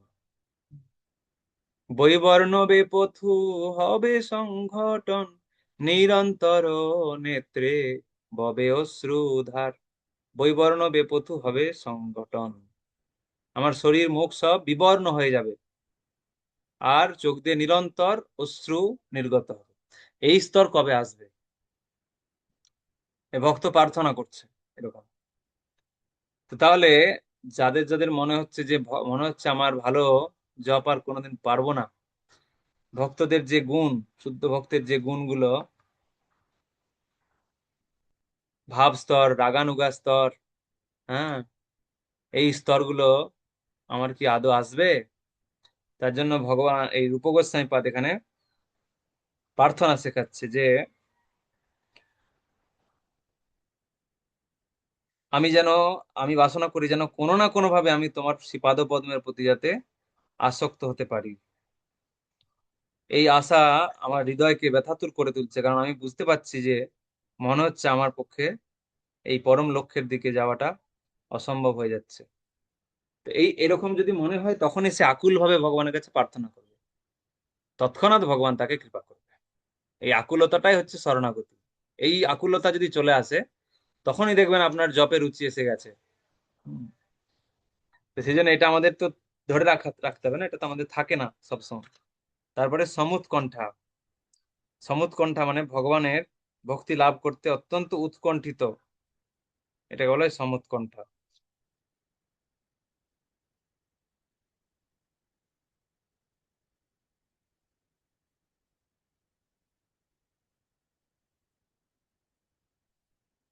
বিল্বমঙ্গল ঠাকুর তার কৃষ্ণ কর্ণামৃত গ্রন্থে এই সমুৎকণ্ঠা বর্ণনা করে বলেছেন, বৃন্দাবনের সেই কিশোর বালকটিকে দর্শন করবার জন্য আমি উৎকণ্ঠিত ভাবে অপেক্ষা করছি, যার রূপ সমস্ত জগৎকে মোহিত করেছে, যার চোখ দুটি পদ্মের পাপড়ির মতো বিস্তৃত, আর তার উপর টানা টানা একজোড়া কালো ভুরু, আর তিনি সর্বদাই তার ভক্তদের দিকে আগ্রহ ভরে তাকাচ্ছেন, এবং তার ফলে তার চোখ দুটি যেন নিরন্তর নৃত্য করছে। তার চোখ দুটি সর্বদাই আর্দ্র, তার অধরষ্ঠ তাম্রবর্ণ, এবং সেই অধরষ্ঠ থেকে যে শব্দ তরঙ্গ উত্থিত হয় তা মানুষকে মত্ত হস্তির থেকে উন্মত্ত করে তোলে। বৃন্দাবনে তাকে দেখার জন্য আমি আকুল হয়ে উঠেছি। এইভাবে বিল্বমঙ্গল ঠাকুর ভগবানকে দর্শন করার জন্য আকুল হয়ে থাকতেন। চোখ তো অন্ধ ছিল, তাও বিল্বমঙ্গল ঠাকুর ভগবানকে এই রূপ দর্শন করতে পেরেছিলেন আকুলতার জন্য, উৎকণ্ঠা। ভগবানের দিব্য নামের প্রতি আসক্তি। রাধারানীর একজন সখী বলছেন, হে গোবিন্দ, মহারাজ বৃষভানুর কন্যা অশ্রুধারায় সিক্ত হয়ে নিরন্তর কৃষ্ণ কৃষ্ণ বলে তোমার নাম ধরে ডাকছে। একজন সখী রাধারানীকে বলছে যে বৃষভানুর কন্যা অশ্রুধারায় সিক্ত হয়ে নিরন্তর কৃষ্ণ কৃষ্ণ বলে তোমার নাম ধরে ডাকছে। ভগবান নামের প্রতি আসক্তি, ভগবানের নাম উচ্চারণ করার প্রতি একটা তৃপ্তি, কৃষ্ণ বলার প্রতি।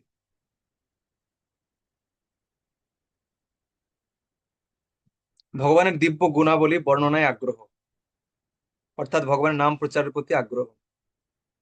আর লাস্টে হচ্ছে শ্রীকৃষ্ণের লীলাস্থলীতে বাস করার আকাঙ্ক্ষা।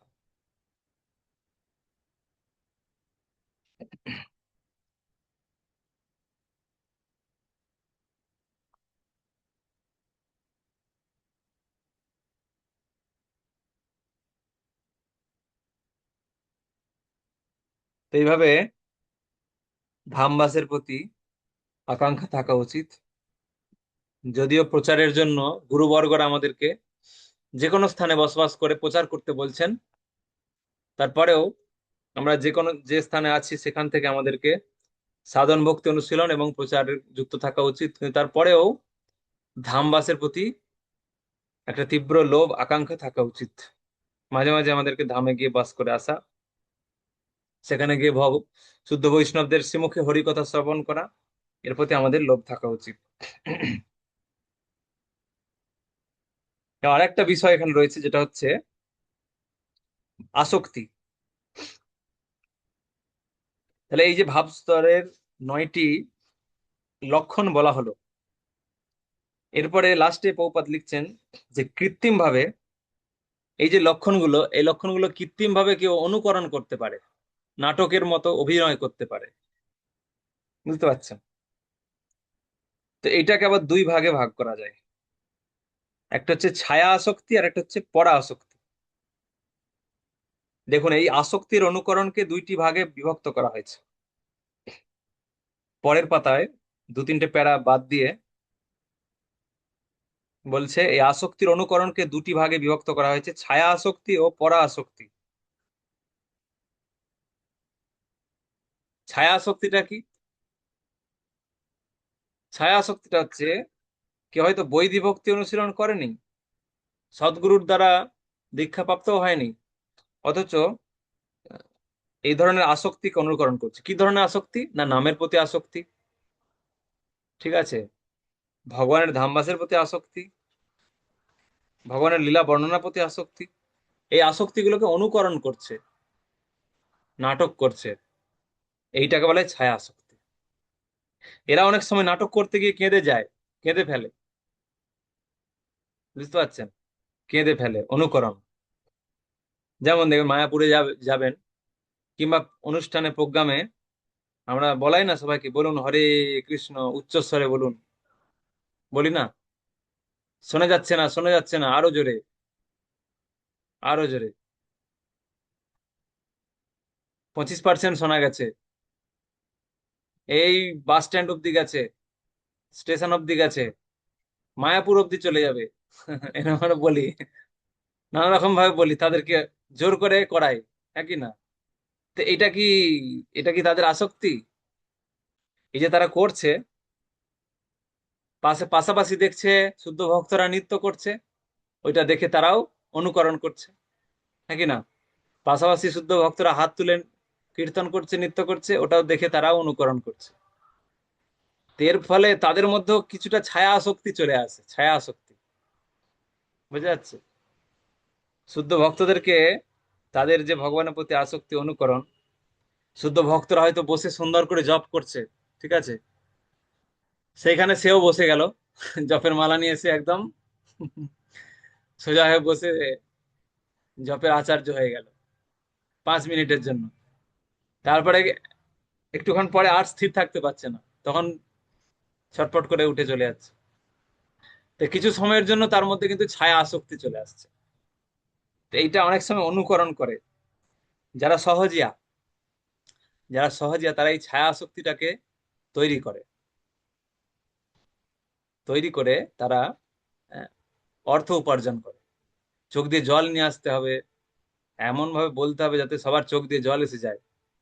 হুম, এইভাবে যে জিনিসটা অনুকরণ করা হচ্ছে, এটাকে বলে ছায়া আসক্তি। এখন কথা হচ্ছে, এখানে অনেক বড় ডিটেলস তাৎপর্য আছে। এই তাৎপর্যের সার কথা এটাই হচ্ছে, আমি বলছি, এই ছায়া আসক্তি করতে করতে যদি কোনো শুদ্ধ বৈষ্ণবের কৃপা, শুদ্ধ বৈষ্ণবের সঙ্গে পড়ে যায়, তখন এই ছায়া আসক্তিটা আস্তে আস্তে কিন্তু কি হয় না, পড়া আসক্তিতে পরিণত হয়, যেটা বলা হচ্ছে পড়া আসক্তি। পড়া আসক্তি মানে ছায়া আসক্তি থেকে সে অনুশীলন শুরু করে দেয়। ঠিক আছে, হরিনাম করে বেশ আনন্দ পেয়ে গেল, অনুকরণ করতে গিয়ে দুহাত তুলে কীর্তন করিয়েছে, দুহাত তুলে কীর্তন করেছে, জোরে জোরে উচ্চস্বরে হরিনাম করেছে, জপ করিয়েছে, হয় না মায়াপুরে রাধা মাধব মন্দিরের সামনে বসে জপ করানো হয়, জোর করে জপ করেছে, এ করে ভালো লেগে গেল। এই যে ছায়া শক্তিটা হলো, এটা আস্তে আস্তে বৈষ্ণবের কৃপায় অনুশীলনে পরিণত হলো, সে অনুশীলন শুরু করে দিল। এটা হচ্ছে পড়া আসক্তি, বুঝা গেল? এটা হচ্ছে পড়া আসক্তি। ছায়া আসক্তিটা ক্ষণস্থায়ী, কিন্তু পড়া আসক্তিটা শুদ্ধ ভক্ত সঙ্গের প্রভাবে অথবা বৃন্দাবন বা মথুরায় গমনের প্রভাবে বিকশিত হতে পারে, ধামবাসের প্রভাবে এটা অনেক সময় বিকশিত হতে পারে। কিন্তু শুদ্ধ ভক্তের পবিত্র সঙ্গের প্রভাবে আশীর্বাদ পুষ্ট না হলে এই আসক্তি লাভ করা যায় না। তারপরে প্রভুপাদ বলছেন যে শুদ্ধ ভক্তের চরণে যদি অপরাধ হয়ে যায়, ঠিক আছে, যারা ভাব স্তরে রয়েছে সেই সমস্ত ভক্তদের প্রতি যদি অপরাধ হয়ে যায়, প্রথমে দেখবেন বৈদিক ভক্তি অনুযায়ী ছায়া আসক্তি ছিল, আমাদের সবার মধ্যেই ছিল, আমরা সবাই নাটক করেছি প্রথমে, করতে করতে ভক্তদের কৃপায় আমরা অনুশীলনে এসেছি। তো এখন তারপরে আস্তে আস্তে এই আসক্তিটা কমেছে না বেড়েছে? কমেছে না বেড়েছে? অনেক সময় দেখা যায় কমে গেছে। প্রথমে যে জপের প্রতি আসক্তি ছিল, প্রথমে যে ভক্ত সঙ্গের প্রতি আসক্তি ছিল, হরিকথা আগে গিয়ে বসে যেতাম, মানে হরিকথা শুরুর আগেই গিয়ে বসে পড়তাম। এখন হরিকথা শুরু হয়েছে, মঙ্গলাচরণ হয়ে গেছে, তারপরে কিছুক্ষণ হয়ে গেছে, তারপরে গিয়ে বসছি হয়তো। আসক্তিটা হরিকথা শ্রবণের প্রতি আসক্তি কমেছে না বেড়েছে? হরি নামের প্রতি আসক্তি কমেছে না বেড়েছে? তো এই আসক্তি যদি কমে যায় সেটা কি কারণে কমে? এখানে রূপ গোস্বামীপাদ বলছেন, বহুপাদ ব্যাখ্যায় বলছেন যে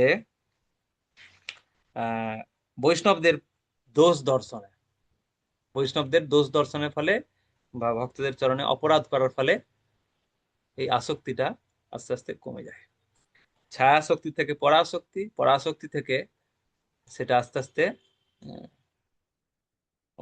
কি বলে রাগানুগ স্তরে, রাগানুগা স্তরে চলে যেতে পারে, তারপরে ভাব স্তরে চলে যেতে পারে। কিন্তু যদি দোষ দর্শন হতে থাকে ভক্তদের প্রতি, বৈষ্ণবদের প্রতি, তাহলে আস্তে আস্তে এই আসক্তি কিন্তু নষ্ট হয়ে যায়। তো এইটাই হয় ম্যাক্সিমাম ভক্তের ক্ষেত্রে, এই জিনিসটা হয়।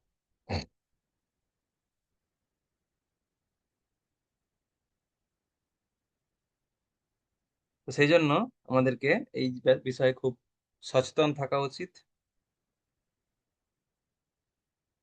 ভাব ভক্তি স্তরের যে লক্ষণ বলা হলো, সেই লক্ষণগুলো আমাদের মধ্যে আয়ত্ত করতে পারছি কিনা সেটাই দেখতে হবে আমাদের। সময়ের সদ্ব্যবহার হচ্ছে কিনা, সহ্য শক্তি বাড়ছে কিনা, বিষয়ের প্রতি বিরক্তি আসছে কিনা, সম্মানের প্রতি,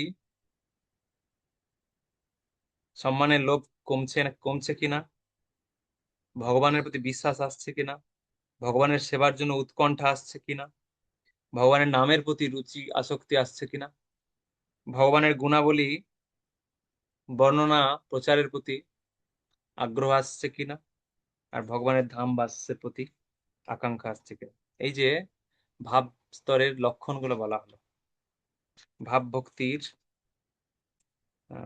লক্ষণ, এগুলো বাহ্যিক, এই লক্ষণগুলো তার মধ্যে প্রকাশিত হবে।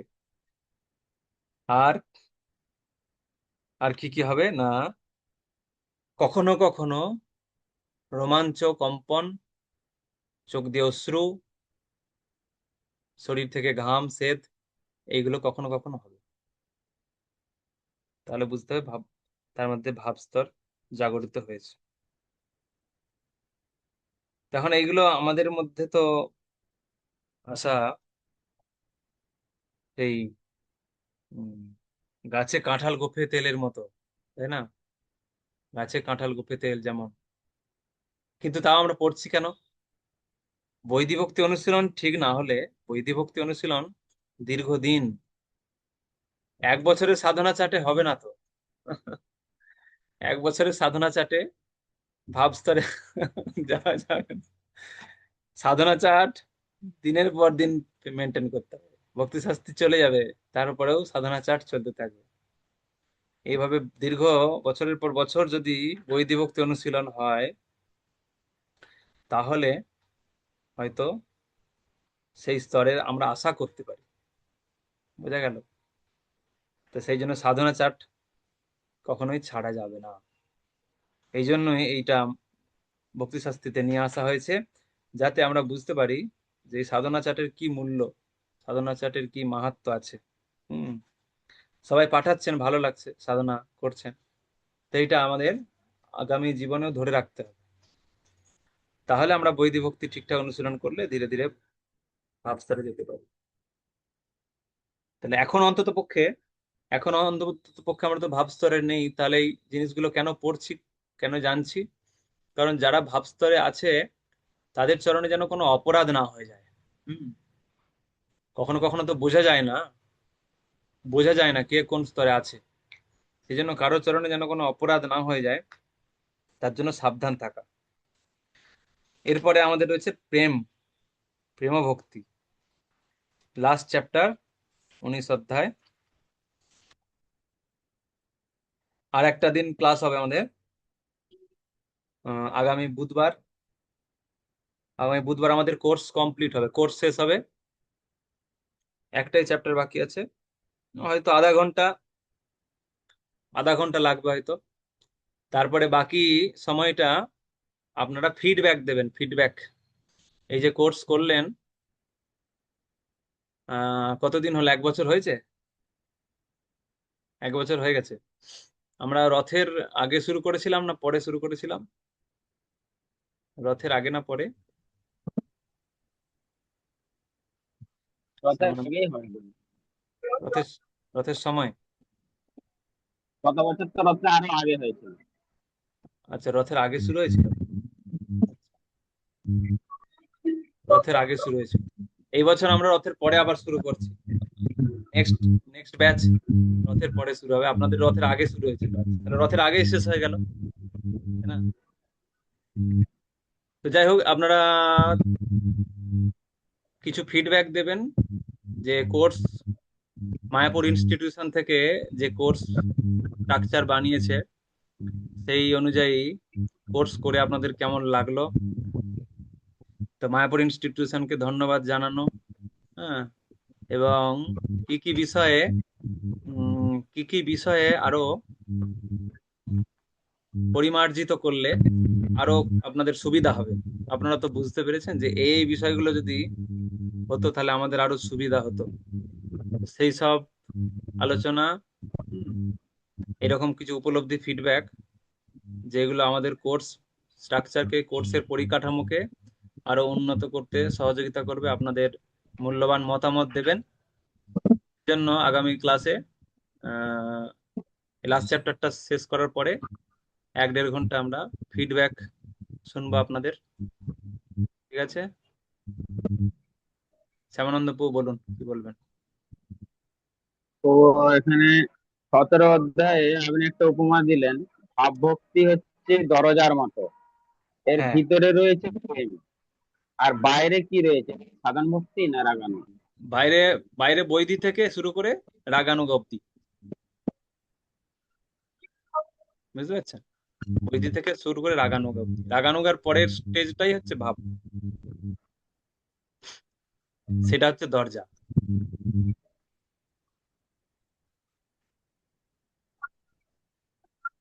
ভক্ত ভরত প্রভু।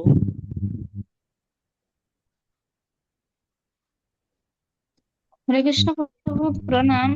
প্রভু, এই যে আমাদের খোলা বই প্রশ্নে যে 9 নম্বর প্রশ্ন আছে, ওইখানে বলছে সাধন ভক্তির 5টি মুখ্য অঙ্গের গুরুত্ব 11 ও 12 অধ্যায়ের ভিত্তিতে বর্ণনা করুন।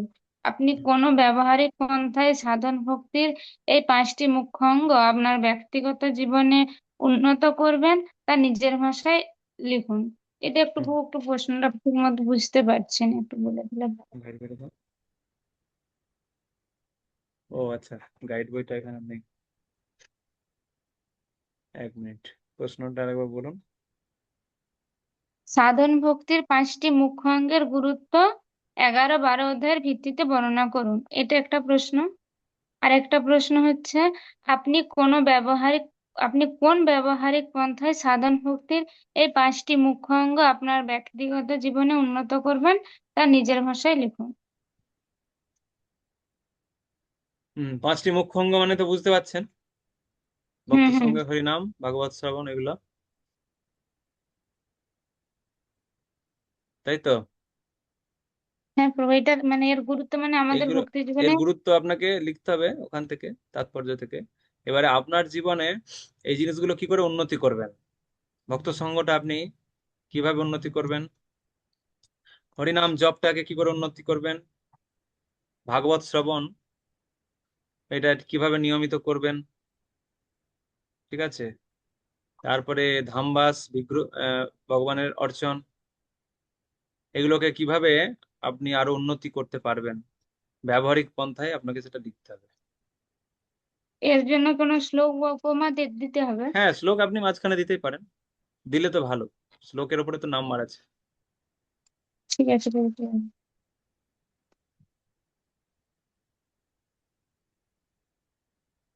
আর যার যা খোলা বই বাকি আছে জমা দেবেন। আচ্ছা, আপনারা কেউ কেউ 18 অধ্যায় অবধি, গীতার 18 অধ্যায় অবধি খোলা বই পাঠাচ্ছেন। 18 অধ্যায় অবধি খোলা বই তো আর নিচ্ছি না, বন্ধ হয়ে গেছে অনেকদিন। আর 18 অধ্যায়ের মানে গীতা থেকে কোনো খোলা বই আর পাঠানোর দরকার নেই, কারণ ওখানে প্রেজেন্টেশন নেওয়া হয়েছে, ওই প্রেজেন্টেশনের মার্কসটাই ওখানে পাঠানো হবে, বুঝতে পারছেন? First unit, second unit, third unit, 3টে ইউনিটে গীতা। তো এই 3টে ইউনিটের যে প্রেজেন্টেশন নেওয়া হয়েছে 3টে ইউনিট থেকে, পুরো গীতা থেকে, সেই প্রেজেন্টেশনের মার্কসটাই হচ্ছে মেন মার্কস, এইটাই মুখ্য, ওইটা নেওয়া হবে। তারপরে উপদেশামৃত, ঈশোপনিষদ, ভক্তিরসামৃত সিন্ধু থেকে খোলা বই, বন্ধ বই যেগুলো নেওয়া হচ্ছে পরীক্ষা, সেই মার্কস গুলো যোগ হবে ওখানে। সেই জন্য আপনার গীতা থেকে আর কোনো খোলা বই দেবেন না। যাদের উপদেশামৃত আর ভক্তিরসামৃত সিন্ধু থেকে খোলা বই বাকি আছে সেইগুলো দিতে থাকুন। আর শ্লোকগুলো, অনেকের শ্লোক বাকি আছে দেখছিলাম, অনেকের শ্লোক বাকি আছে, সেই শ্লোকগুলো যদি কমপ্লিট না হয় তাহলে কিন্তু আপনাদের ইনকমপ্লিট হয়ে যাবে। আমি বারবার বলে এসেছি, যাদের যা ইনকমপ্লিট আছে সেগুলো যদি কমপ্লিট না করতে পারেন তাহলে সেই পরের ব্যাচে আবার আপনাদেরকে গিয়ে কমপ্লিট করতে হবে, এবং সার্টিফিকেট সেই পরের ব্যাচ শেষ হলে ওদের সঙ্গে পাবেন। এই ব্যাচের শেষে যে যখন সার্টিফিকেট দেওয়া হবে সে তার সঙ্গে আর পাবেন না। সেজন্য যাদের যা ইনকমপ্লিট আছে, শ্লোক থেকে শুরু করে পরীক্ষা, প্রেজেন্টেশন তাড়াতাড়ি দিন। আচ্ছা, প্রেজেন্টেশনের শ্রাবণী দাস, বিক্রম পাল, রূপালী পাল, আপনারা আছেন আজকে ক্লাসে? থাকলে একটু হাত তুলবেন তো। 4 জনের প্রেজেন্টেশন বাকি আছে, একজনের সঙ্গে কথা হয়েছে, আর বাকি 3জন। হ্যাঁ, রূপালী পাল মাতাজি, বিক্রম পাল প্রভু, আপনাদের? হরে কৃষ্ণ প্রভু, প্রণাম। আগামী সোমবারে প্রেজেন্টেশন দেবেন, হ্যাঁ? কোটায় প্রভু? আগামী সোমবারে কখন দিবেন বলুন? দুপুরের দিকে? হ্যাঁ, দুপুরে 3টের সময়। হ্যাঁ, 3টে থেকে, ঠিক আছে? হ্যাঁ ঠিক আছে। আপনি একা দেবেন না প্রভু দেবে? প্রভু তো আছে, বাইরে আছে, মানে ক্লাসে আছে। আমাদের ক্লাসে তো নেই। প্রভু, হ্যাঁ আছে, প্রভু আছে। আচ্ছা, তো ওই 3টা থেকে 4:30। হ্যাঁ, হ্যাঁ। বিক্রম পাল প্রভু বলুন। 3টা থেকে 4:30 এই টাইমের মধ্যে হ্যাঁ ঠিক আছে আপনি প্রভু। আপনি মাতাজি প্রেজেন্টেশনটা দিয়ে দিবেন আগামী কাল বাদ পরশু সোমবার, হ্যাঁ? আচ্ছা, শ্রাবণী দাস ঠিক আছে। মাতাজি আছেন?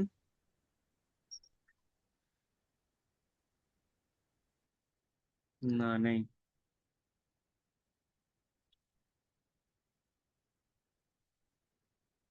বাকি 2জনের প্রেজেন্টেশন মঙ্গলবার কি বুধবার নেব। মঙ্গলবার নেব, ঠিক আছে। সাথী দাস, শ্রাবণী দাস, আপনাদের প্রেজেন্টেশন মঙ্গলবার।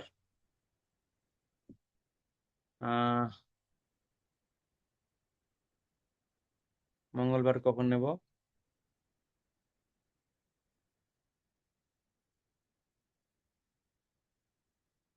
দুটা থেকে নেব মঙ্গলবার, 2টা থেকে 2:40, 2:40 থেকে 3:15 কি 20 মঙ্গলবার হবে। সুপ্রসন্ন মাধব দাস বলুন। হ্যাঁ প্রভু, দণ্ডবত প্রণাম। প্রণাম। প্রভু, বলছিলাম খোলা বই ইউনিট 4 এর পাঠিয়েছি, আপনি দেখেননি। না না, এখনো দেখা হয়নি, অনেকগুলো বাকি আছে। পাঠিয়ে সবাই দিয়েছি পাঠিয়েছে। আমি। হুম, হ্যাঁ হ্যাঁ। সবাই আর পাঠিয়েছেন, বলছিলাম ওগুলো কি দিন। প্রভু, এবারে শেষ পরীক্ষার সাজেশনটা যদি এবারে দিতেন একটু ভালো হতো। ঠিক আছে, পাঠিয়ে দেবো। হ্যাঁ হ্যাঁ। কারণ আপনি এবারেও তো সেই 20 মার্কের সাজেশন দেবেন। 20 কি 30 দেখি, এরকমই দেবো। হ্যাঁ, যেটা দেবেন দিলে কি হবে, আমরা তৈরি করছি বক্তির সামিন্ত সিন্ধু থেকে প্রশ্ন উত্তরগুলো তৈরি করছি, কিন্তু সে তো মানে কি 1 বছরেও হয়তো শেষ হবে না। সেই জন্য যদি সাজেশনটা দিতেন আমরা একটু ভালো করে অভ্যাস করতাম, কারণ যার শেষ ভালো তার সব ভালো কথাই আছে তো। তাই শেষ পরীক্ষাটা যেন আমরা সবাই ভালোভাবে দিতে পারি, একটু সাহায্য করুন। নানা রকম কর্ম। ঠিক আছে, মোহিনী রূপা যেমন আমাদের। হরে কৃষ্ণ, প্রণাম। বলছিলাম আপনার ওই 14 অধ্যায় 11 আর 12 অধ্যায়ের কি ওটার মধ্যেই উত্তরটা করতে হবে না? আমি অন্য গ্রন্থ, এই যে ধরুন এইসব ভাব ভক্তি এইসব গুলো আলোচনা হলো, ভাবাবিষ্ট লক্ষণ শুদ্ধ ভক্তের, ওখান থেকে উত্তরগুলো করতে পারি। না, অনেক জায়গায় ওখান তো। থেকে কেন করবেন? যে না, অধ্যায়ের আমি ওই প্রশ্ন জন্য সেখান থেকে উত্তর নেবেন। ওই জন্য জিজ্ঞাসা করছি যে ওইখানে যেটুকুন মানে দেয়া আছে সেখানে ওইটুকুই, তার মাধ্যমে। ওইটুকুই। হ্যাঁ, ওইটুকুই। প্রশ্নের হ্যাঁ। মার্কস গুলো দিয়েছিলাম না, দিইনি বলুন তো? কোন প্রশ্নে কত মার্কস? 2 না না 3? না, ওটা আপনি দেননি, আপনি শুধু শুধু ওই প্রেজেন্টেশনটাই তো দিয়েছিলেন, আমার তো আর অন্য কোনো মার্ক আসেনি। ও, বক্তৃতা সমিতির প্রশ্নের মার্কস দিইনি? না, ওটাতে শুধু আপনার ওই প্রেজেন্টেশনের মার্কসটাই পেয়েছিলাম, আর তারপরে ওই যেগুলো আপনি দিয়েছিলেন না না, খোলা ওইটা বই না, একটা। ওইটা না, আমি বলছি যে অনুশীলন যেগুলো আছে, গাইড বইতে যে অনুশীলন গুলো আছে, সেই প্রত্যেকটা কোশ্চেনের মার্কস কোনটার কত না না, মার্কস দেননি। বলেন কি?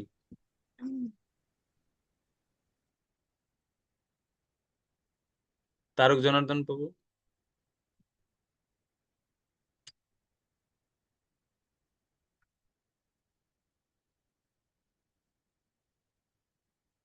জয়দেব হরে কিঙ্কর। কৃষ্ণ প্রভু, ধন্যবাদ প্রণাম।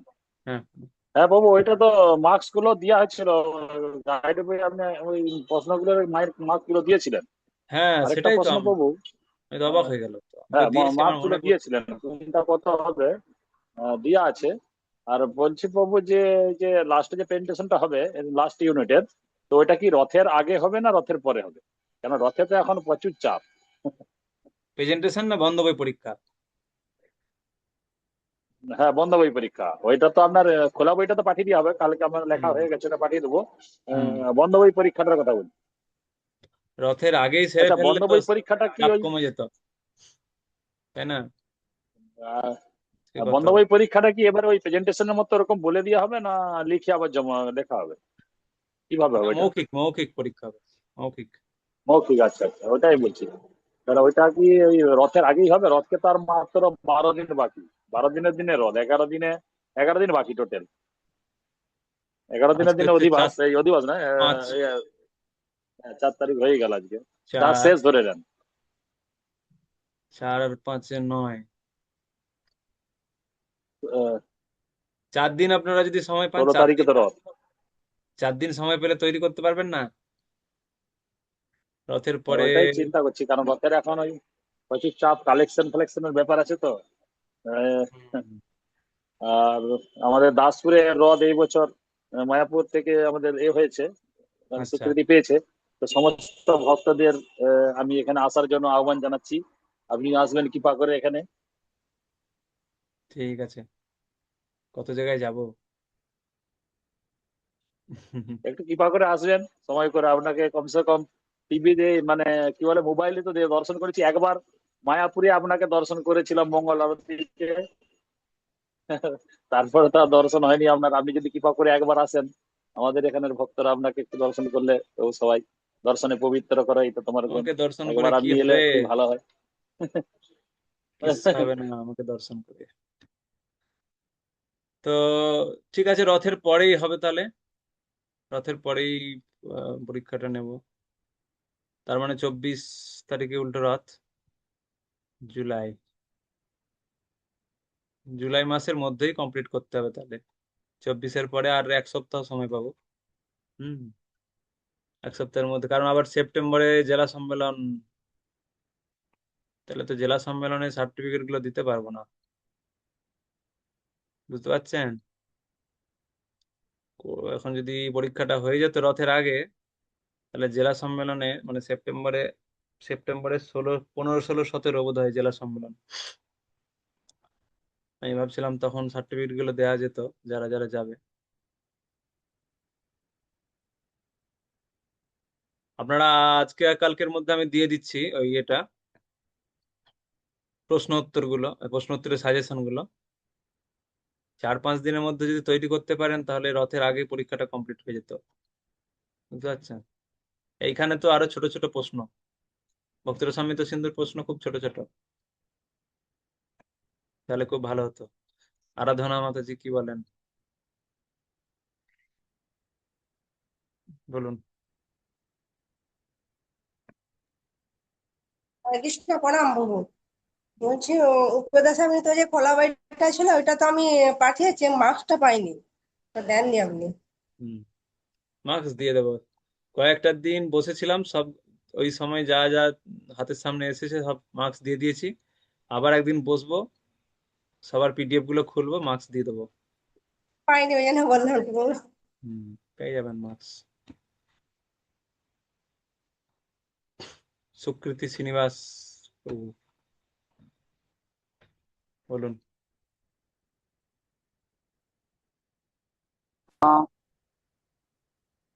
আনমিউট।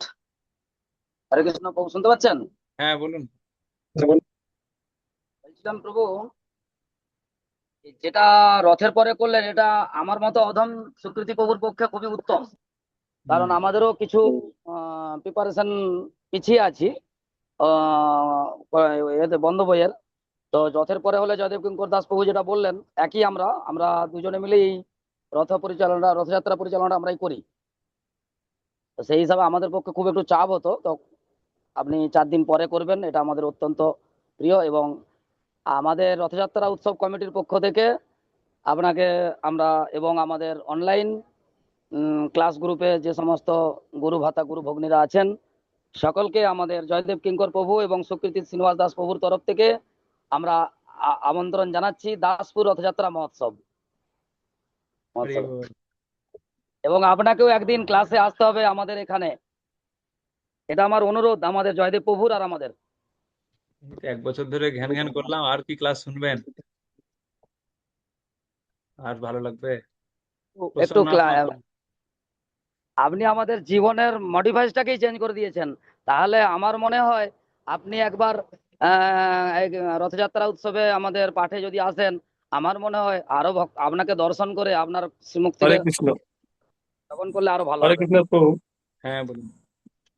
হ্যাঁ, বলছি যেটা আপনি যেটা বলছেন যে রথের আগে শেষ করতে, তো এটা হয়তো সম্ভব হতে পারে যদি আজ থেকে আপনি দিয়ে দেন প্রশ্নগুলো। আমার মনে হয় তাহলে হতে পারে, 4 দিন টাইমটা বেশি পাওয়া যাবে। আপনি সাজেশন গুলো যদি আজ থেকে দিয়ে দেন তাহলে সবার মতামতটা কি হতো, ঠিক ঠিক ঠিক। তারা হয়তো রথের আগে শেষ হতে হলেও হতে পারতো, ওটা বলছি আর কি আমি।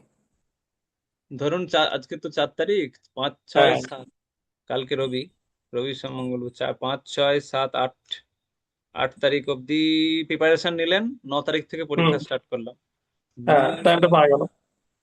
9, 10, 11, 12, 13, 14, 6 দিন ধরে পরীক্ষা হোক না, আপনারা দেন। হ্যাঁ যার যেমন সুবিধা। যদি কেউ মনে করেন যে তাড়াতাড়ি দিয়ে দেবেন তাহলে 9, 10, 11 মধ্যে দিয়ে দেবেন, নাহলে রথের কাছাকাছি চলে যাবে। আর যাদের রথের প্রোগ্রামে ব্যস্ততা আছে তারা আগে দিয়ে দেবেন, আর যাদের রথের ব্যস্ততা নেই তারা ওই 11, 12, 13, 14 রথের কাছাকাছি দেবেন। রথ তো 16 তারিখ, তাহলে ভালো হয়, মানে জিনিসটা সিস্টেমেটিক্যালি টাইমে টাইমে হবে আর কি। রঙ্গময়ী মালতী মাতাজি, আপনাদের রায়পুরের রথ তো।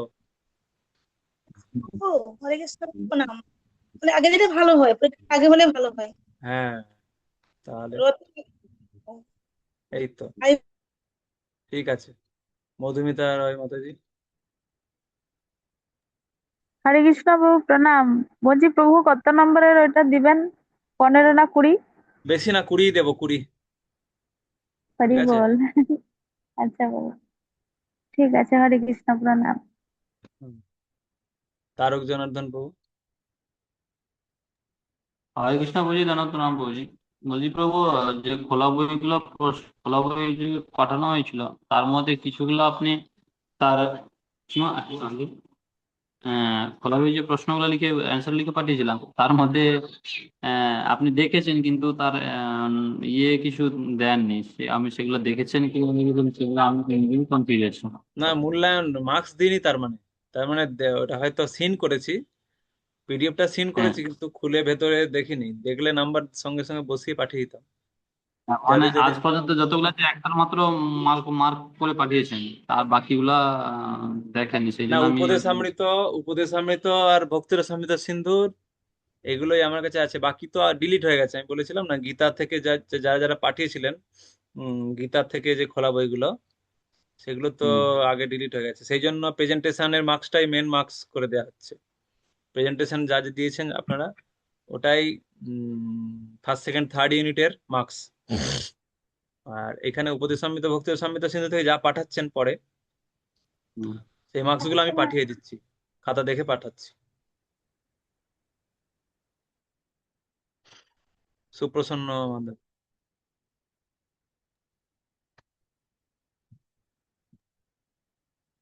হ্যাঁ প্রভু, হ্যাঁ, বলুন। ধন্যবাদ। বলছিলাম কি প্রভু, আজকে দিয়ে দিলে প্রশ্ন উত্তরটা ভালো ছিল আর কি। ঠিক আছে, আজকে দেখছি। পাঠের শেষে যদি দিয়ে দেন, হুম হুম হুম। তাহলে আমরা রাতে তপস্বিনী সত্যা মাধবী। হরে কৃষ্ণ প্রভু প্রণাম। প্রভু আপনি প্রশ্ন উত্তরগুলো পাঠিয়ে দিন, যদি আমরা মানে আমি যদি মানে তৈরি হতে পারি অবশ্যই রথের আগে দেবো। তাহলে জেলা প্রচারক প্রভু রথেতে ওই তারকেশ্বরে একটু দায়িত্ব দিয়েছেন সেবা কাজে, হুম। সেই জন্য ভাবছি। প্রথম প্রথম দিকে দিয়ে দেন, 4 দিন প্রিপারেশন নিয়ে। 9 তারিখ 10 তারিখ শুরু হবে তো পরীক্ষা, ওই 9-10-এর মধ্যে দিয়ে দেন, তাহলে আর চাপ থাকবে না। আমি প্রভু চেষ্টা করব। আর যে শ্লোকগুলো আমার দেয়া হয়নি, যদি রথের পর হয়ে যায় কিছু ক্ষতি আছে প্রভু? আর 4টে শ্লোক বাকি আছে। যদি মানে রেজাল্ট তো সেই দু একজনের জন্য রেজাল্ট দেরি হয়ে যাবে না। আমি চেষ্টা করবো প্রভু, আগে দিয়ে দেবার চেষ্টা করব, একটু চাপের মধ্যে হয়ে যাচ্ছে হুম, সেজন্য। ঠিক আছে। হরে কৃষ্ণ। ঠিক আছে প্রভু, হরে কৃষ্ণ। তো আমি আজকে রাত্রে, আজকে আমাদের এখানে পদ্মনাথ পু এসে গেছেন মেদিনীপুরে। তো সেই জন্য আজকে রাত্রে যদি দিতে নাও পারি, আমি কালকে অবশ্যই দিয়ে দেবো, কালকে সকালে প্রশ্ন উত্তর গুলো। ঠিক আছে। শিল প্রপাত কি জয়, সমবেত ভক্তবৃন্দ কি জয়, নিতাই গৌর প্রেমানন্দে।